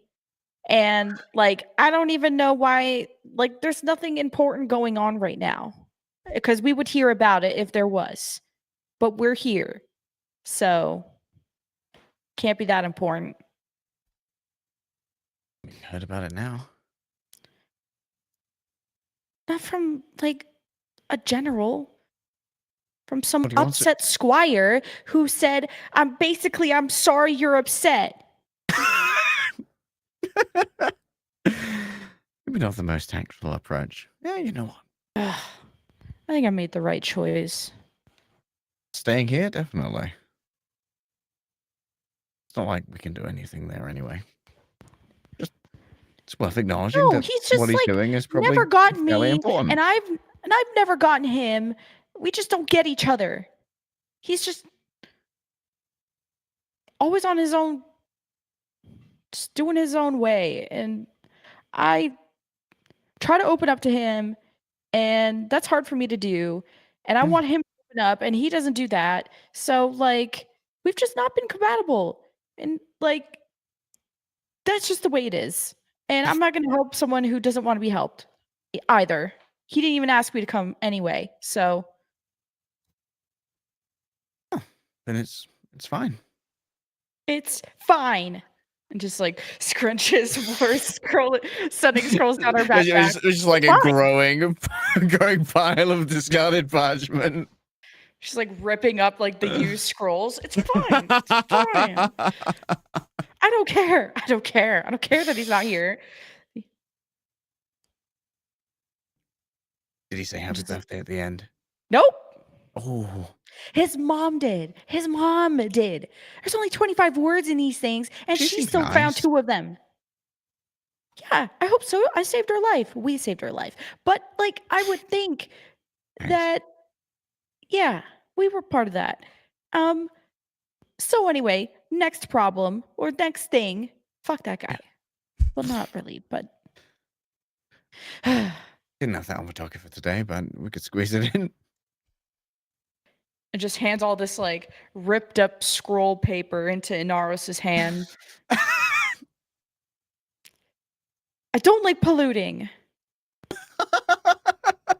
You know where this Oh. goes. Hold on. I gotta find his stat block real quick. I can't ship She's just post unless I mad know at it's the- mechanically valid. Mechanically valid ship posting. Surely boy has to create bonfire. Yep, he does. Oh. So you hand them to him and he just like burns them in his hand. Badass.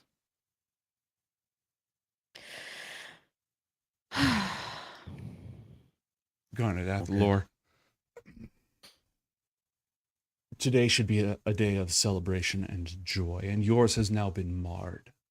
In what way can I make this up to you? See, this is the energy we need today.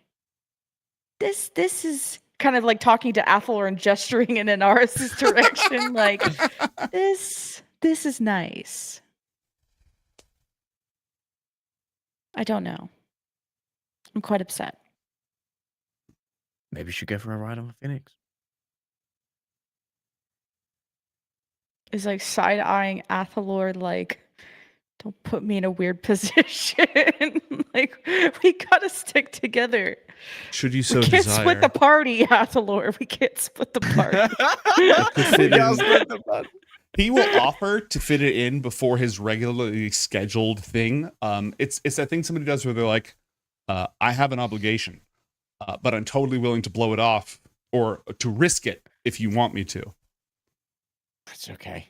But also Maybe clearly another communicating time. that he has an obligation. No, we can do it another time. It's fine.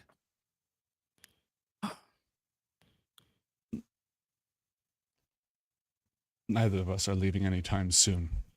I will be here, where I belong.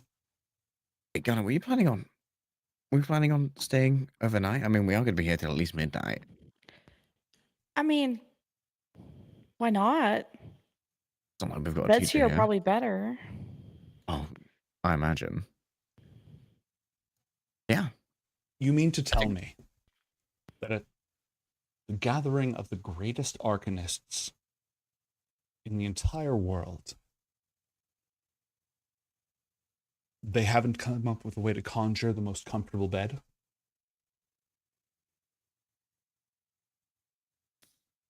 The budget, you know. The magic budget, yes. Far be it from me to comment on things of which I know not. Yeah, he rolled an 11 on his Arcana. He knows not. And there's magic budgets, man. It's cuts after Mhm. cuts. I'm afraid we can't afford your rate anymore. Roll Arcana checks, you two, please. Oh boy. We're analyzing the Arcana budget. We're analyzing the Arcana budget. If you hit balancing another the budget. natural 20. It's higher than my other nat 20. I don't remember if I've said this before. Inaros is an arcane caster, not a divine caster. Oh. Is that like damage related? No. Oh. It just means he doesn't get his power from Zalar. Divine casters become a conduit of power for a divine power. So like most of the time we're like, oh, what are the gods doing? And it's like they are giving 9th level spells to their most powerful followers so they can fix shit. Like they're always doing something just by making that power available. Priest, paladins, most Phoenix Knights who are paladins or fighters, priests of Zalar, they're all divine spellcasters. They call upon and they still practice magic, but they're not like opening the source of power they open is above. Inaros doesn't do that. He is an arcane caster. He draws his power from elsewhere using techniques and stuff that are a lot more like what you do than what priests and paladins do. And I don't remember if I've ever pointed that out, but now seems like a opportune time to do so because his Arcana modifier is +6. He beefed that roll, but he could have actually rolled well. Dude, all men around me beef their rolls, bro. Cyrus can't fucking roll. I don't think Cyrus has ever had a good roll in my presence. He's had like one. Yeah. Damn. You're just bad luck. Got the initial charisma roll, and then from there it's been downhill. You've just got the Pretty much. The debuff. The debuff aura. Have you any further business or yes. Yeah, go ahead. We have T. Well, she continues to talk to Athalor while Inaros is there, but like it's a one-on-one that he is privy to. But well, at least she's not thinking about him. So in a certain conversation I was having, I found out that not everyone on the council like cares about Zalar and is pious and religious. They're just good at their jobs. Is that weird? That's In weird, my right? limited knowledge, I would argue the opposite. I think that in some cases it would be important for them to be fairly pious, but in many cases competence would win out. While everyone here does respect the power of a Sunrider, there are going to be countless more who are required to make a government run effectively. And if you can only pick from the most pious and they have to pass some manner of purity test to get on the council, then maybe the council will be staffed with more idiots than competence. Well, I don't think there's a pure. I don't even know what they're testing, really. They let me on the council, so the standards are insane. But you have a mandate, Garnet. Right. Several miracles attributed to your existence, which kind Okay, I of trumps the put whole my way knowledge of in. the text. Yeah. Yeah. I mean, You didn't have to agree. yeah. Shit. I just think if they don't listen to Zalar's word or don't care about his values, then what do they care about? What do they believe in? I feel like just doing your job isn't really enough. I mean, in the end, only the leader truly needs to listen to Zalar's values now. They can appoint their advisors and assistants, but in the end, they make the decisions, and if they're pious enough, then all of the decisions of those who aren't as pious, their competence gets filtered through the leader's vision. And Pothinus seems to be a highly devout man. But this isn't just like any government. If they had all these skills, they could just work for any government. But they're working for one that is under Zalar, one that is a part of the church, one that is surrounded by priests. This kind of looks at Inaros. Is that weird? That's not weird. Hold on. Downloading tact.exe. Oh, not the Riz. You're No, right. not Riz, not Riz Say this it time. right. It's tact.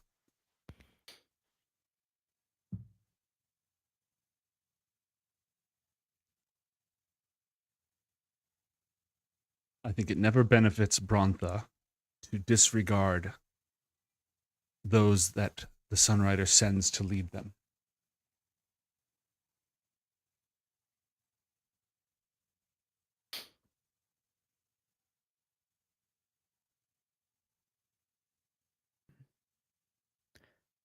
Are priest kings elected? They are anointed. Pothinus So rules by Zalar's divine will anyway. appointment. He wields the Sunrider's power. He calls upon him for great works and gifts that are not granted to any other.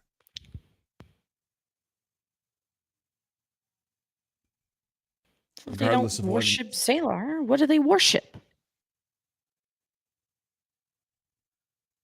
do you worship Athalor? I'm an amateur. Worship, regardless of it being a skill, it's a role to which you assign a person or power of great import to you. You rely upon them for guidance. You respect and honor their attributes, their gifts, their sacrifices, their deeds. And you seek to live your life in their example. And I'd say I worship Realta. Although I haven't been part of any sect or indulged in any zealotry. I just match the description that you set out. Well, then there's your answer.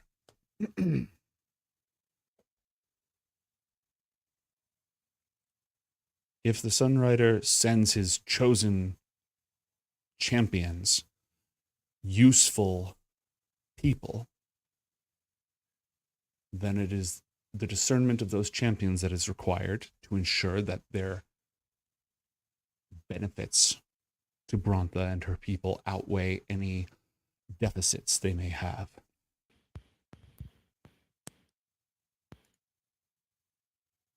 You know, I bet Seer would know. I bet he would. He'd know all about who on the council is fishy and not, and also what the hell Pevom's up to, even though I don't care. I just want to know. I think Seer may know more than is even assigned to him. All right. I want to go see Shall Seer. I? You down? Oh, I'd love to see Zia again. Would you like me to escort you? Sure, if you want to come. Happily. I must then depart to fulfill my duties, but nothing would delight me more. And Inaros will go ahead and lead you back to the palace. So, Marshall, no conspiracy here, but like, if Zia's one of the ones who you find to not be devout enough, like, people are looking for good spy masters, and Underwood would probably have a big interest. So, like, if you do find him, like, wanting in the prices department, try not to kill him. If we were to put to the sword all those who do not share our vision, then the world would be awash in blood.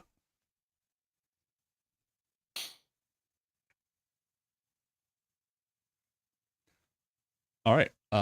Barring anything else along the way, he'll go ahead and lead you to the spy master, at which point he will give you a polite bow, Athalor, kiss your hand, Garnet, and excuse himself to go prepare for the night's ceremonies. And when he looks down from above, it shall be for you he looks. Ooh. Charming. He's so charming. She kind of knocks on Seer's door. The door opens a moment before you knock. Mage hand again. Athalor, Garnet. Hello. How fortunate. Please, make yourselves at home. Long time no see. I guess I the wasn't there hours- when you guys talked to him. The hours have loped by. What brings you to me, aside from the charming company, of course? Geez, we just want to know what's going on. There's just, we just want the update from Oh, that's the a guy huge, who huge question. died. I know, you know so much. First, Pevon was being so weird over the phone, sending scroll. Yeah. So I guess we'll start with that. He's been unusually grim of late. I've not assigned anyone to check in on his moods from day to day, but I will say he's been uncharacteristically grim. For the past several weeks, perhaps the last month or so. But then again, a great deal has been grim of late. There's bloodshed emerging across the entire realm. Well, yeah, all the time, and we've been helping. A lot of those fights are settled now, so I don't know why he's not here. New ones, blessed child. Garnet and Athalor. Well, Garnet, roll. Yeah, both of you roll intelligence checks, please. And the DM makes you roll this because you forgot something. Natural one. Damn. Me trying to Roll on spell the- new. KNOO. GNU. Oh. Sorry, possible cat thinking fight about going on Phoenix behind elves me. again. Literal cat Be fight. nice kitties. Garnet with an 18. You do recall that the sage, after she returned from settling the sudden outburst of sleepwalking violence in Shkult Grotto, said that the herald was doing something and that there were dark omens across the entire land. There's always dark omens, but they haven't really explained why this one's special. I guess that's the thing Well, she's people- not getting.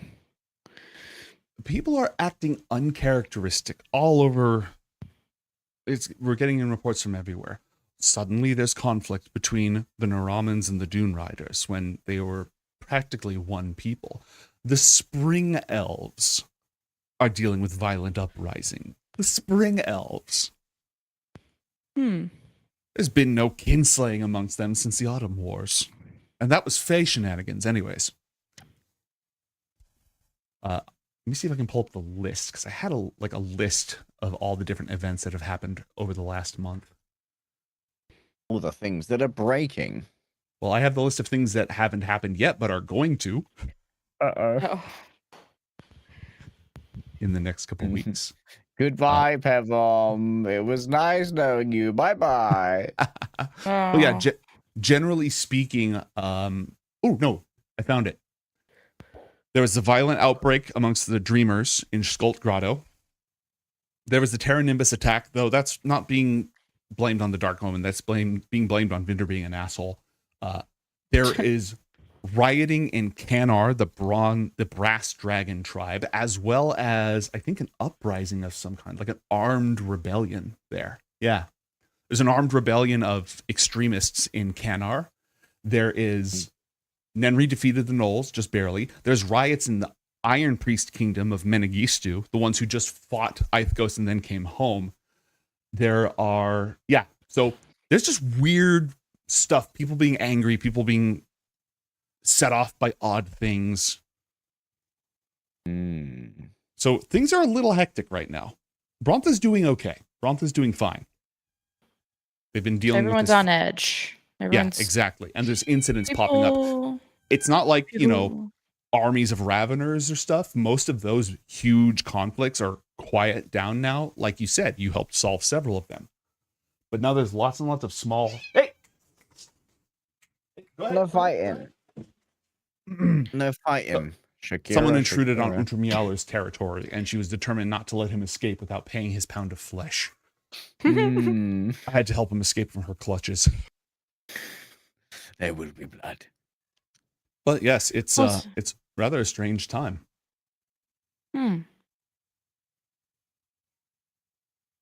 Also, is there anyone on the council that is fishy or would, I don't know, have a bad influence on sort of the values that a Bronthan would have? Inside check on Seer. Instantly. Okay, attempting to download the read. Priest Kingdoms. Why did I even close this folder? Bronthan, because I was looking at my adventure notes. Seer, he's in the unique Bronthans category. There he is. Okay. Good old Seer. I'm going to roll d20 and not tell you his modifier. Mm-hmm. Damn. Ooh. Just another request for the Spy Master. Oh wait, I can insight check too. Not 20. Yeah, you can insight check too. Yeah, you suck. Not today. Damn, he's looking hot today. Oh wait, your character doesn't have detect thoughts. I was like, detect thoughts him, but that's your other character. This guy 100% is wearing a ring of mind shielding. If you are a spy master and you do not wear a ring of mind shielding, you are the big fool. Well, I try to keep tabs on everything that's going on, and I'm not aware of any imminent threats from that direction. I'm not saying it doesn't have to be a threat, but I've just been given knowledge that not everyone on the council even likes Zaylar or is pious and religious and even cares about, probably doesn't even care about Brontha. They just care about the job. And I just think that that's really suspicious to be part of, a church type of government and to have that kind of attitude about everything. Now, what reasons, let's treat this as an exercise in statecraft, Garnet. What reasons can you think of that somebody who does not share a religious affiliation would nonetheless work as a key member of a religious organization? What are some possible To corrupt? reasons? Trying to corrupt? They're a spy. Being They're an agents. infernal agent. Yeah. Good. Athalor audibly laughs. Well, you Athalor. For Brontha in particular, because it's the safest city around for miles. Security, personal security. That's good. Money, the greatest of gods. There we go. does it really just pay that well? Money and power, status, information, satisfaction at a job well done. Everybody moves in different ways and for their own reasons. I can tell you that our dear treasurer is, well, a mythical beast himself in his own way. I can assure you that he cares little for the Titans, any of them. And he's here entirely because of his penchant for collection. Antiquities, objects of power. The rarer, the more unique, the better. And being the treasurer of Brontha gives him ample opportunity to have a wide variety of such things pass through his paws. And in exchange, we are able to avail ourselves of his formidable mind. After all, even a pious temple will perish with empty coffers. And how do you know they're not infernal agents or spies of the Dark Academy? Or they just will corrupt our values or something? You seem so calm about this. Well, first off, the Dark Academy at this point is an Ithgin attaché, and we've never had a great deal of difficulty with Ithgin spies. The Iron Empire is not particularly subtle, if you understand that. As for the rest of it, well, what would you do to ensure that somebody was not an infernal agent?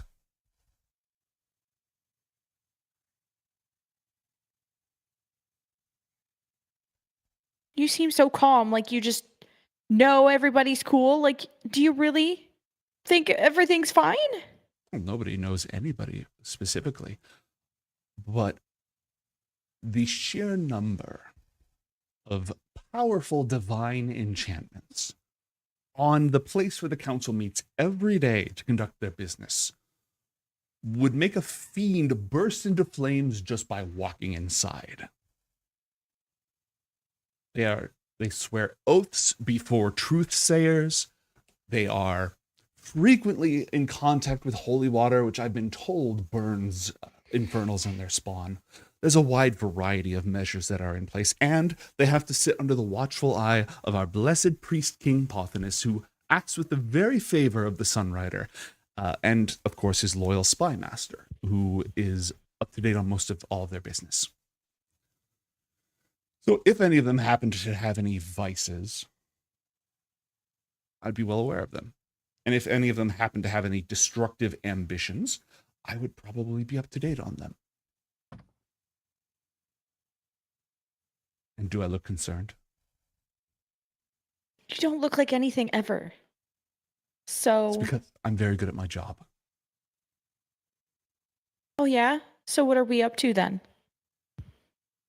If you're so good. Let's see. Would you have any way of knowing about the research that you're doing? Rom? No, that I don't think you would know about the research that you're doing into resurrecting Elnau. I don't think that's gotten out yet. Could his eyes in the city even perceive Argelharm? No. Who? Exactly. Nobody sees Argelharm unless he wants them to see him. I'm going to try and He doesn't even know what we're doing in the city in a way. I'll say, go ahead. We're not doing any research about that. Fuck! Come on. Okay, I have one lucky dice left. Oh boy. Stutters? We're not doing research about that. Of course not. I'm sure that the vacant position of Archmage doesn't pose any sort of security threat to the Academy. You have so many qualified mages there, after all. All of them very powerful and very dangerous.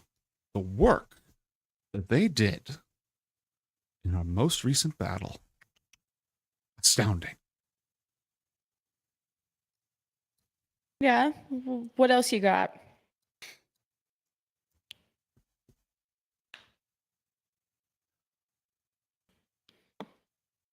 I happen to know that Ithgos recently moved an army up to Bathotlo's border.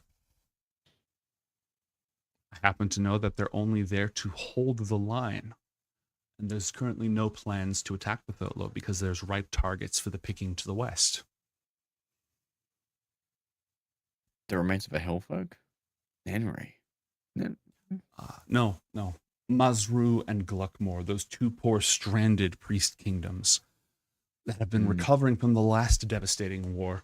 Orghal and Ithgos mean to grind the two of them together as hammer and anvil until there's one contiguous province across that entire coast, cutting off the good people from the ocean, which rejects the Infernals and their ilk. Have they sent missives to Bromf asking for help?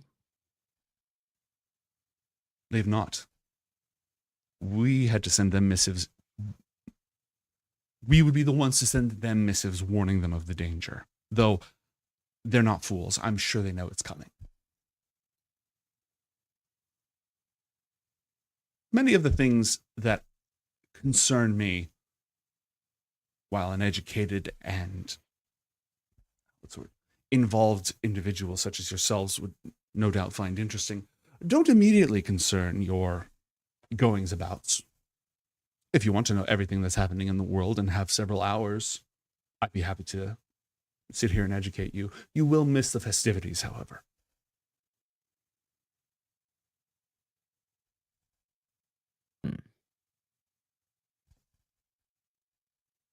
Do you have any questions, Athalor? Have you ever heard of someone being excommunicated from the Witch Queens of Anaram? They're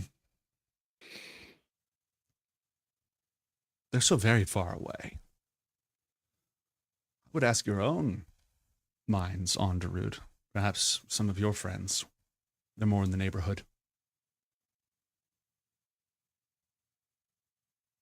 Just wondering if it was a rarity. From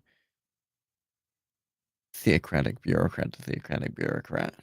Oh, they're not like that at all. They're much more,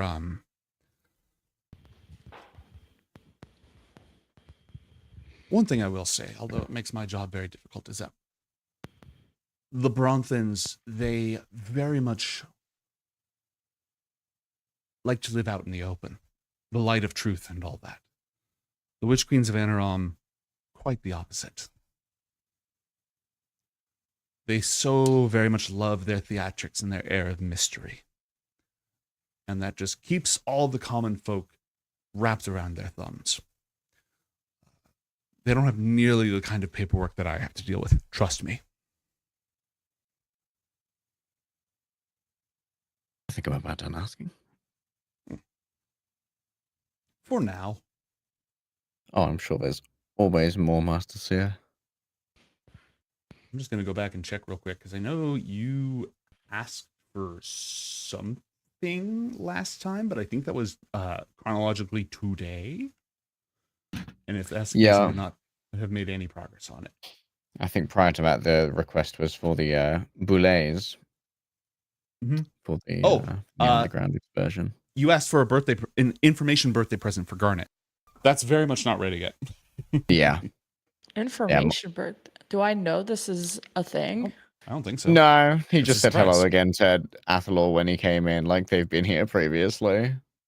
He did do that. So wait, this guy is good with, you're good with creatures, Seer. But what about, like, does that include demons? I don't like to keep them. Not particularly. It's too Do you much study trouble. them? Don't you? I mean, I asked first.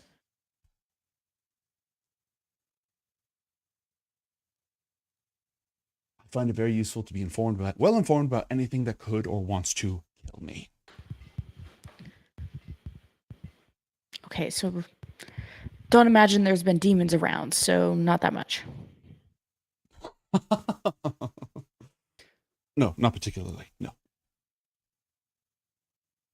See, I just think like two people who keep a lot of secrets would benefit if both shared their secrets. But see, I, have so many fun things to share, but I really want to root out all the evil that's going on in the council, or at least figure out why something doesn't feel right. But Roll persuasion check, please. Oh, I'm out of luck die. I have a guidance for you. Oh, 25. Damn. You're out of luck die, but this is what you're good at. Just had another charm. I will be quite sincere with you because we're such good friends.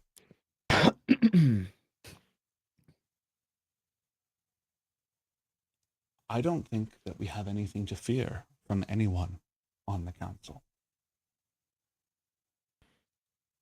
Dad, or you're complicit with them. Maybe you're part of it. Roll an insight check, please. Yeah, please, not 20. Okay. Okay, maybe the Uh-oh. guidance gets me high Yeah, enough? you can give it a 1d4. Okay. 16 dizzying heights. What Hold if I up. hole? Okay, he's hiding something. But he's not acting like an enemy agent. He's not acting like, oh shit, she's on to me. He's not acting like, oh, I secretly hate all these people. He is keeping some secrets about the question you just asked him.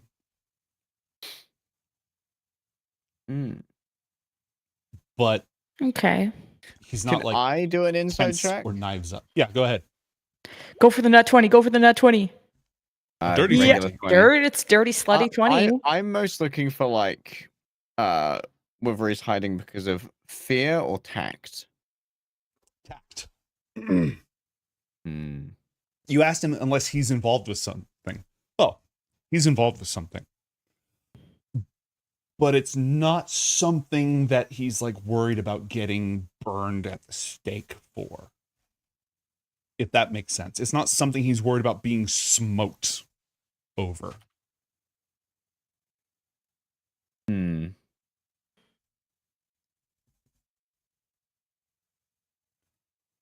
Let's see. Hamaka and Dwanre are absolute darlings and would never do anything to harm Brantha or its people. This Thuthrus is simply acting out of what she believes is right. She is very dedicated. Jale Rashbar, the Magister. I think she leans a little bit into the ends justify the means. I think that if she had the opportunity to use methods Brantha didn't approve of to do what she believes is the right thing, she would. But she does care for the city and its community. The priest king has lived in the shadows of other men all his life, and now that he's casting the shadows, he's discovered what a heavy burden that is. Spitamana is a diplomat and a bureaucrat, and did greatly look up to your father. Still does. Titaris, I have already explained, he is here for his toys, and the day that these toys no longer fall into his hands, he will lose interest in Brantha, but he will not break his word. He's a sphinx. They're like that. Walagash is harmless. Yorkul. Let's see. I think she thinks a little bit highly of herself, and her aspiration, her reach exceeds her grasp, but she wishes no harm to this city. Marason, I wouldn't even deign with a comment. And Genaros cares about nothing more than Brantha. I believe. What do you mean you believe? Well, I could be wrong about the man. Who knows what he truly cares for? You would know. Do you know about his past? What did he do before becoming the marshal? I assume he was a soldier. Beep, beep, beep. When he says who knows what he truly believes in, he's being sly. He's being slightly deliberately sly.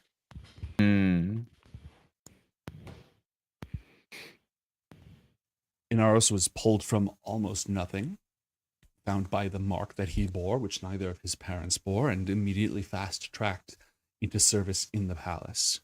He has always had an extremely sharp mind, been very, very focused. His entire life has been in service to the city. Admirable.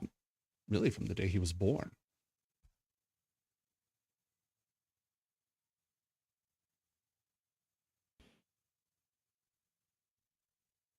And now he's riding around on this phoenix, yet another sign of the Sunrider's favor. Who knows how far he'll climb?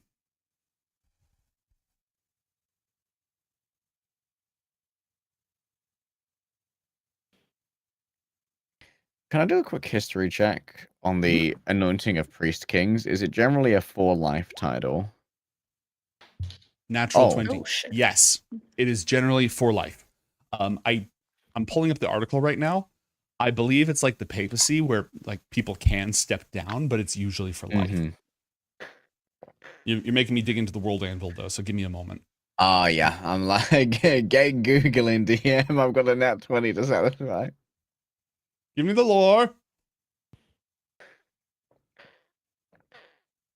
What am I doing? Brontha. Or Priest King. Did I actually? No, I didn't actually write that article. Pothinus. Did I put it in Pothinus's article? While I'm doing this, anything else that you wish to, he will sort of ask you, but if you happen to know anything more about, if you happen to know anything more about his loyalty, his values, or his desires, I'm always happy to learn more.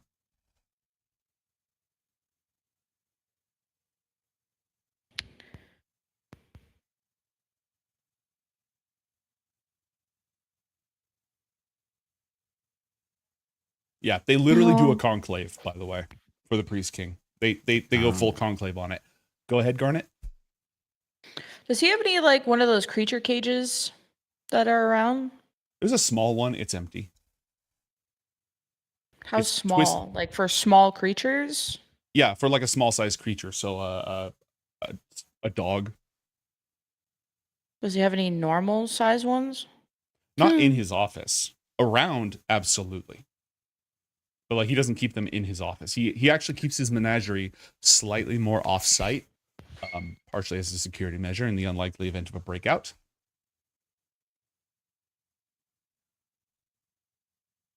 Why do you need one? Yeah, I'll ask if he would show me his menagerie. Oh. Delighted. Please, this way. And he will rise, and you've been in his menagerie before. It's like attached to the same building, but not accessible through the same doors. It's only accessible through outside. So outside, sunset's going lower. He walks inside. There's water flowing in, you know, like at the Vegas hotels where they have the water in those raised, elevated channels between things. There's water flowing like that. There's plants that have been planted all over the place. Each of them is somewhat tuned to the creature's natural habitat. It's not like a full-fledged modern zoo where they rebuild a completely good replica. It's more like each area is an approximation thereof. Mm-hmm. He proudly walks you through, pointing out the wyvern eyrie, which is a very large metal cage containing a vicious wyvern with a poisonous sting. The chimera that has to be sealed behind, completely sealed off because it breathes fire. What else? I don't think he has any more boulets. I think he's out of boulets. Oops. Yeah, that happens. He doesn't keep any fully sentient thing. He has a gorgon. He has a gorgon there. It's not actually a Medusa. It's like a bowl made of stone that breathes gas that turns people into stone. He's got a mating pair of griffins. They don't tend to mate in captivity.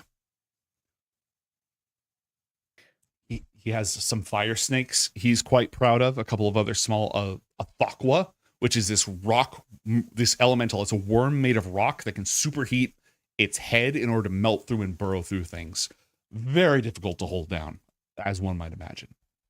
He's just like walking through, telling you about all these different creatures. Clearly very excited about it. Is there any taxidermy style stuff or like dead creatures? No, they're all live in here. Is he like collecting materials from them, or is it just like a physiological study, or I don't know? It's a hobby. It has, I mean, yeah, he probably collects materials from them that are useful for spell making. If they die, he doesn't have them taxidermied. He gives them over to the alchemists to, you know, make sure that nothing goes to waste. But it does not seem like his menagerie has any deliberate practical purpose whatsoever. Is there an empty cage? There's for several a empty Okay. for a medium-sized creature, yeah. Hmm. Or large-sized creatures too. Yeah, there's several empty cages. And am I able to like tell if obviously they're sturdy enough. He's got all kinds of crazy creatures in here. It's probably fine.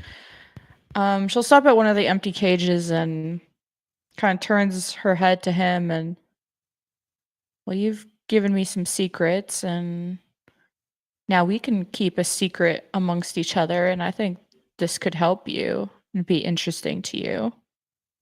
Oh, But only if you can keep a secret. Absolutely. It's literally my job. Mm. And she's gonna open her book and I'll take some damage for this to get this right, but she's gonna summon a shadow stalker in the cage. And she's gonna use a bunch of cantrips to get it down to 1 HP. Okay. So I don't know how much I should roll. Maybe like 66. Wow, that's amazing. Incredible! It's the most- What a bargain! That's not even mid. That's just ass. But that was just for me to take self damage because it's like Right, 2d6 per round. Imagine it take a couple rounds to get it to. Let's say we'll get it to 1 HP. And how this Conjure Voidborn works is that if I break concentration, it won't fight. If it fears doing so, would mean its own death. So I imagine at 1 HP, it would think it wouldn't be able to win. And it would disappear after 1 hour, but basically explaining to him that his creature would be able to find anyone you want. So that's always useful. I know you guys have good diviners, but I don't even know actually if this thing could find shit through anti-divination, but I imagine it could. But hey, nonetheless, it's an interesting creature to look at, probably one you haven't seen before. It, in fact, is not one that he's seen before. I think that you've only used it a couple of times. And he's good, but like he's not the best.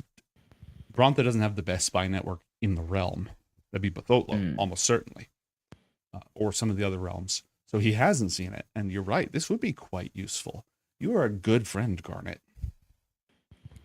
Now, it's only going to stick around for an hour, so might want to get to work, but I can always come back and we can work on this. But I guess take it as a token of good faith. And I'm sorry for leaving the council, but I mean well. Of course, you have a great deal going on. I think everybody understood. About the hour, Garnet, if Master Seer has a cage for containing an extra dimensional being, that might suffice to keep it in place. Well, it depends on the particularities of the magic that binds here. I've attempted this before, and what I've found is that there's a great deal of inertia at work. When a summoning effect that is, it's almost like a tether. It pulls them here, but they're being pulled back. And if you stop them from being pulled back, that force builds and builds and builds and builds until either the systems you have in place to keep it from snapping back break, or the moment you open the door, it slams shut very, very fast. Maybe So, best not to test it. Not here. There's too much of value here. And he looks around at all of his animals. Well, monsters.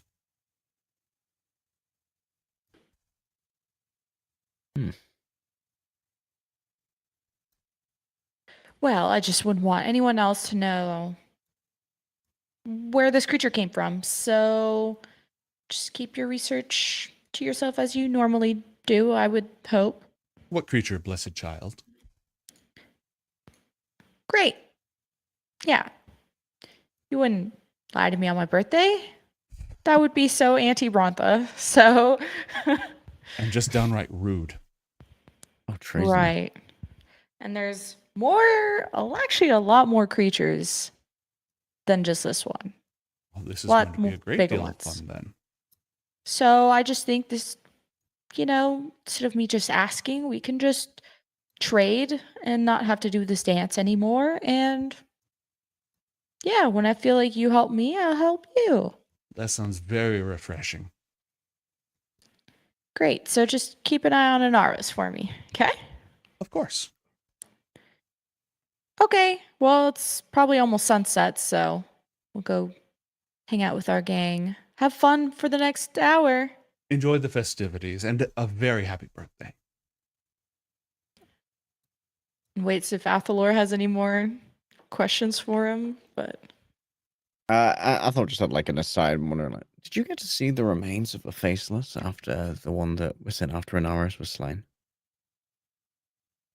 yeah, didn't Bronta collect it to study or something? Mm-hmm. I was wondering what might have happened to that. I assumed that given your hobbies, you got a good look at it. Yes, we've had a number of people go over it. Very odd, all things considered, amongst fiends.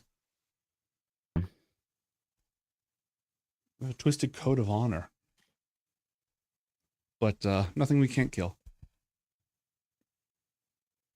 Anaris had the ability to send one back after the contractor, if I remember correctly. That's part of the terms. If they fail in their mission, then their target can hire someone to immediately kill the one who hired them in the first place. Seems like an awful risk. Anyone worth killing for the price of a soul would be fairly good at defending themselves, wouldn't you think? And that just runs the Anaris risk of didn't their exercise faces. it. Mm-hmm.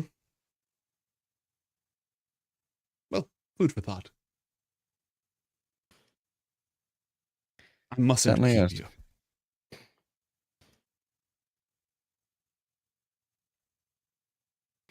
Well, that's all I needed. I'll let you get to it. Of course. And you always know where to find me. If there's any way that I can be of assistance, do let me know. And if you happen to hear of any intriguing creatures that aren't yet in my menagerie, I'd always love to gossip. And she wants to like walk over to another cage and split off from Athalor for a sec. And it's gonna try to cast something subtly. Okay. Oh, I thought I was just gonna keep yapping to Sia about the other Okay. creatures. Just like me to. Oh, so this other thing, like you're casting. Athal's telling her about the spider drake that we encountered under the Ooh, he doesn't have one of those. Yeah, doesn't have one, but I'll tell him about it. Roll a performance or deception check to distract, please, Athalor, depending on Oh, your... Athal doesn't know that he's distracted. then roll a performance check to see what... Bro's just yapping. Okay. Hey, It's was not that you're yapping scary. poorly, it's that you're not being that distracting. Mm-hmm. All right, Garnet, what bullshit are you trying to pull?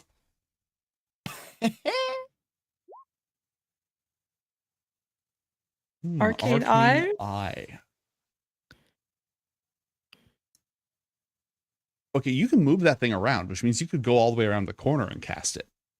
Yeah, okay. Wherever I can, maybe just like right before we leave, I can like do little gang signs and West side of the bed. Arcane Eye Naruto. Jutsu. Mm-hmm. Yeah. And Okay.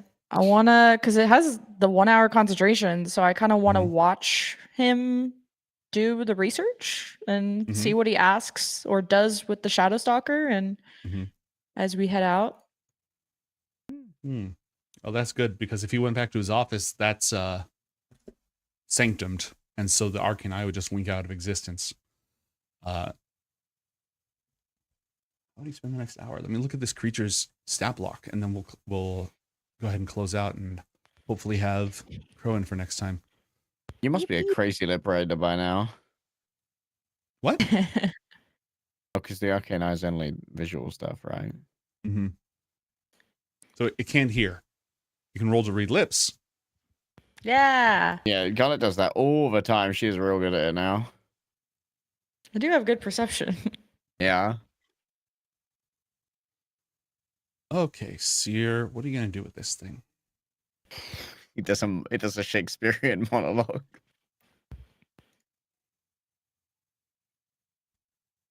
Shouldst thou I compare you to a Bronth's day, Shadow Stalker? Okay. You see him walking back and forth and just like talking at it for a bit as it's just, stuck inside.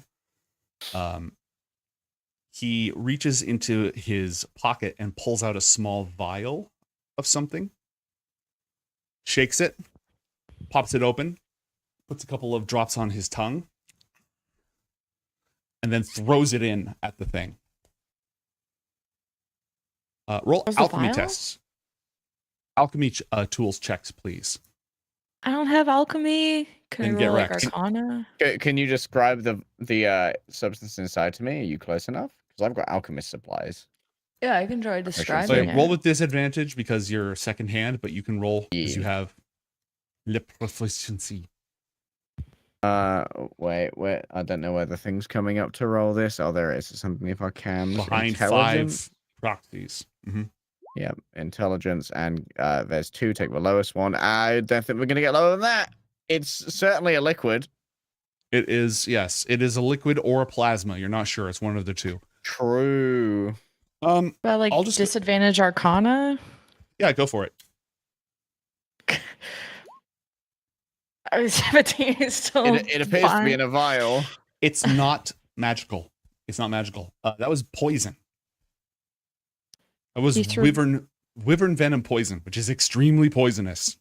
He drank it. Mm-hmm. You just witnessed his.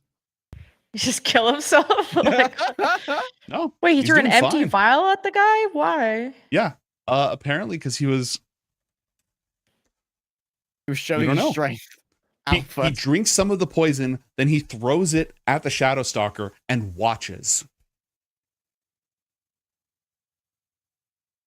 Okay. Then what? Makes a note to himself. Does not drink poison in cage.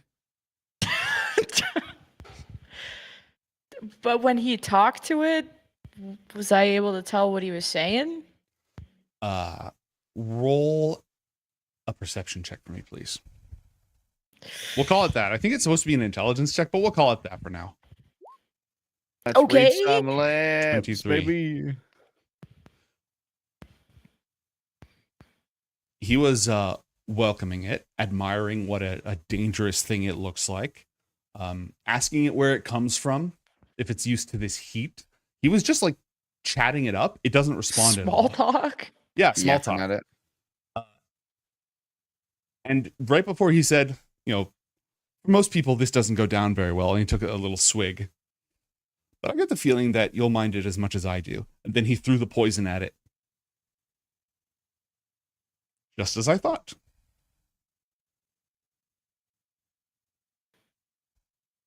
He was just testing to see if it was vulnerable, if it could take poison damage. And it could Was not. it like splashing into like its open Yeah. wounds or whatever? Yeah, it was he threw it as a splash vial to like throw deadly poison at this thing. For some reason, my first thought in my mind was like when someone like tosses you like a can, like movie star, like catch the vial of poison, just glug glug. So wait, like magical creature's knowledge here, Mm-hmm. based on what he is he supposed to be immune to poison, or what's No. up with that? No. He's a Ganassi. They are not naturally immune to poison. Did he look like he was in pain? Nope. So is that weird, or is there something? It's definitely I don't- unusual. It's definitely unusual. He's microdosing. And okay, so I told him that he could, say the name of anyone, and they could find them, Mhm. and he didn't want to do that. He wanted to poke around with it first.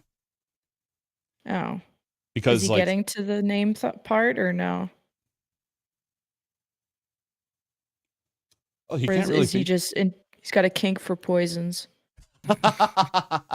No, he's got a new working through a kink creature list. he's never seen before. He hasn't read about before. He's studying it. He wants to learn more about it. Can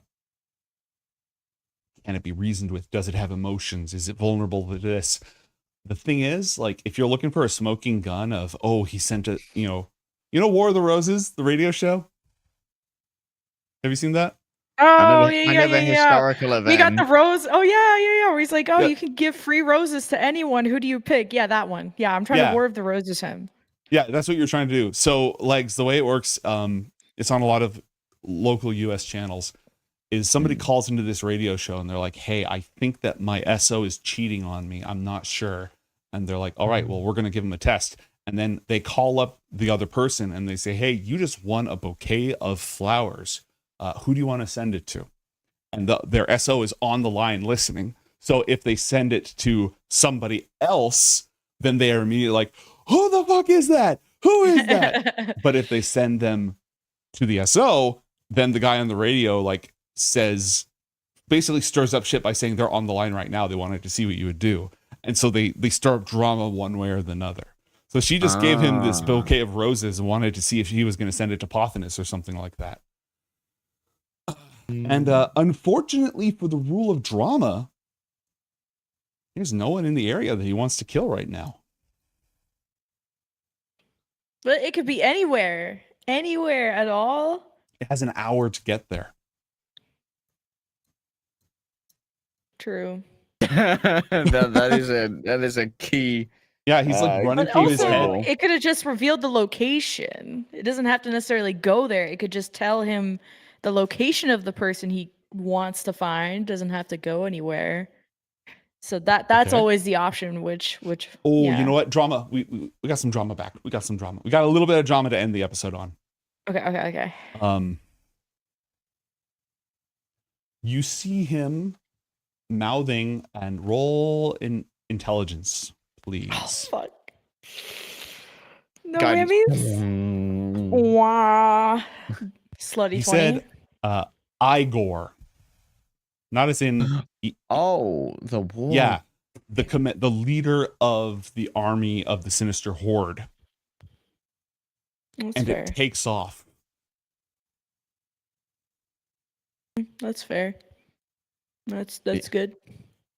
He's supposed to be dead. Oh. Really? Yeah, I think Batholo assassinated him When was that? a while ago. Not everything Oh. goes through you all. You have a lot going on your plate. Like, unless you want every Oh. single bulletin, like, you don't always get all the updates. But yeah, Batholo assassinated him before a major battle, and he's supposed to be dead. Oh, okay. Fair enough. Cool. Drama. All right, that's Thank your one you. little bit of drama. Thank you, everybody, for joining us. We should be on for next week, if I'm not mistaken. And hopefully we can do the big dramatic scene that we have in mind. We'll see you next time on Book of Dawn, Ioth Academy.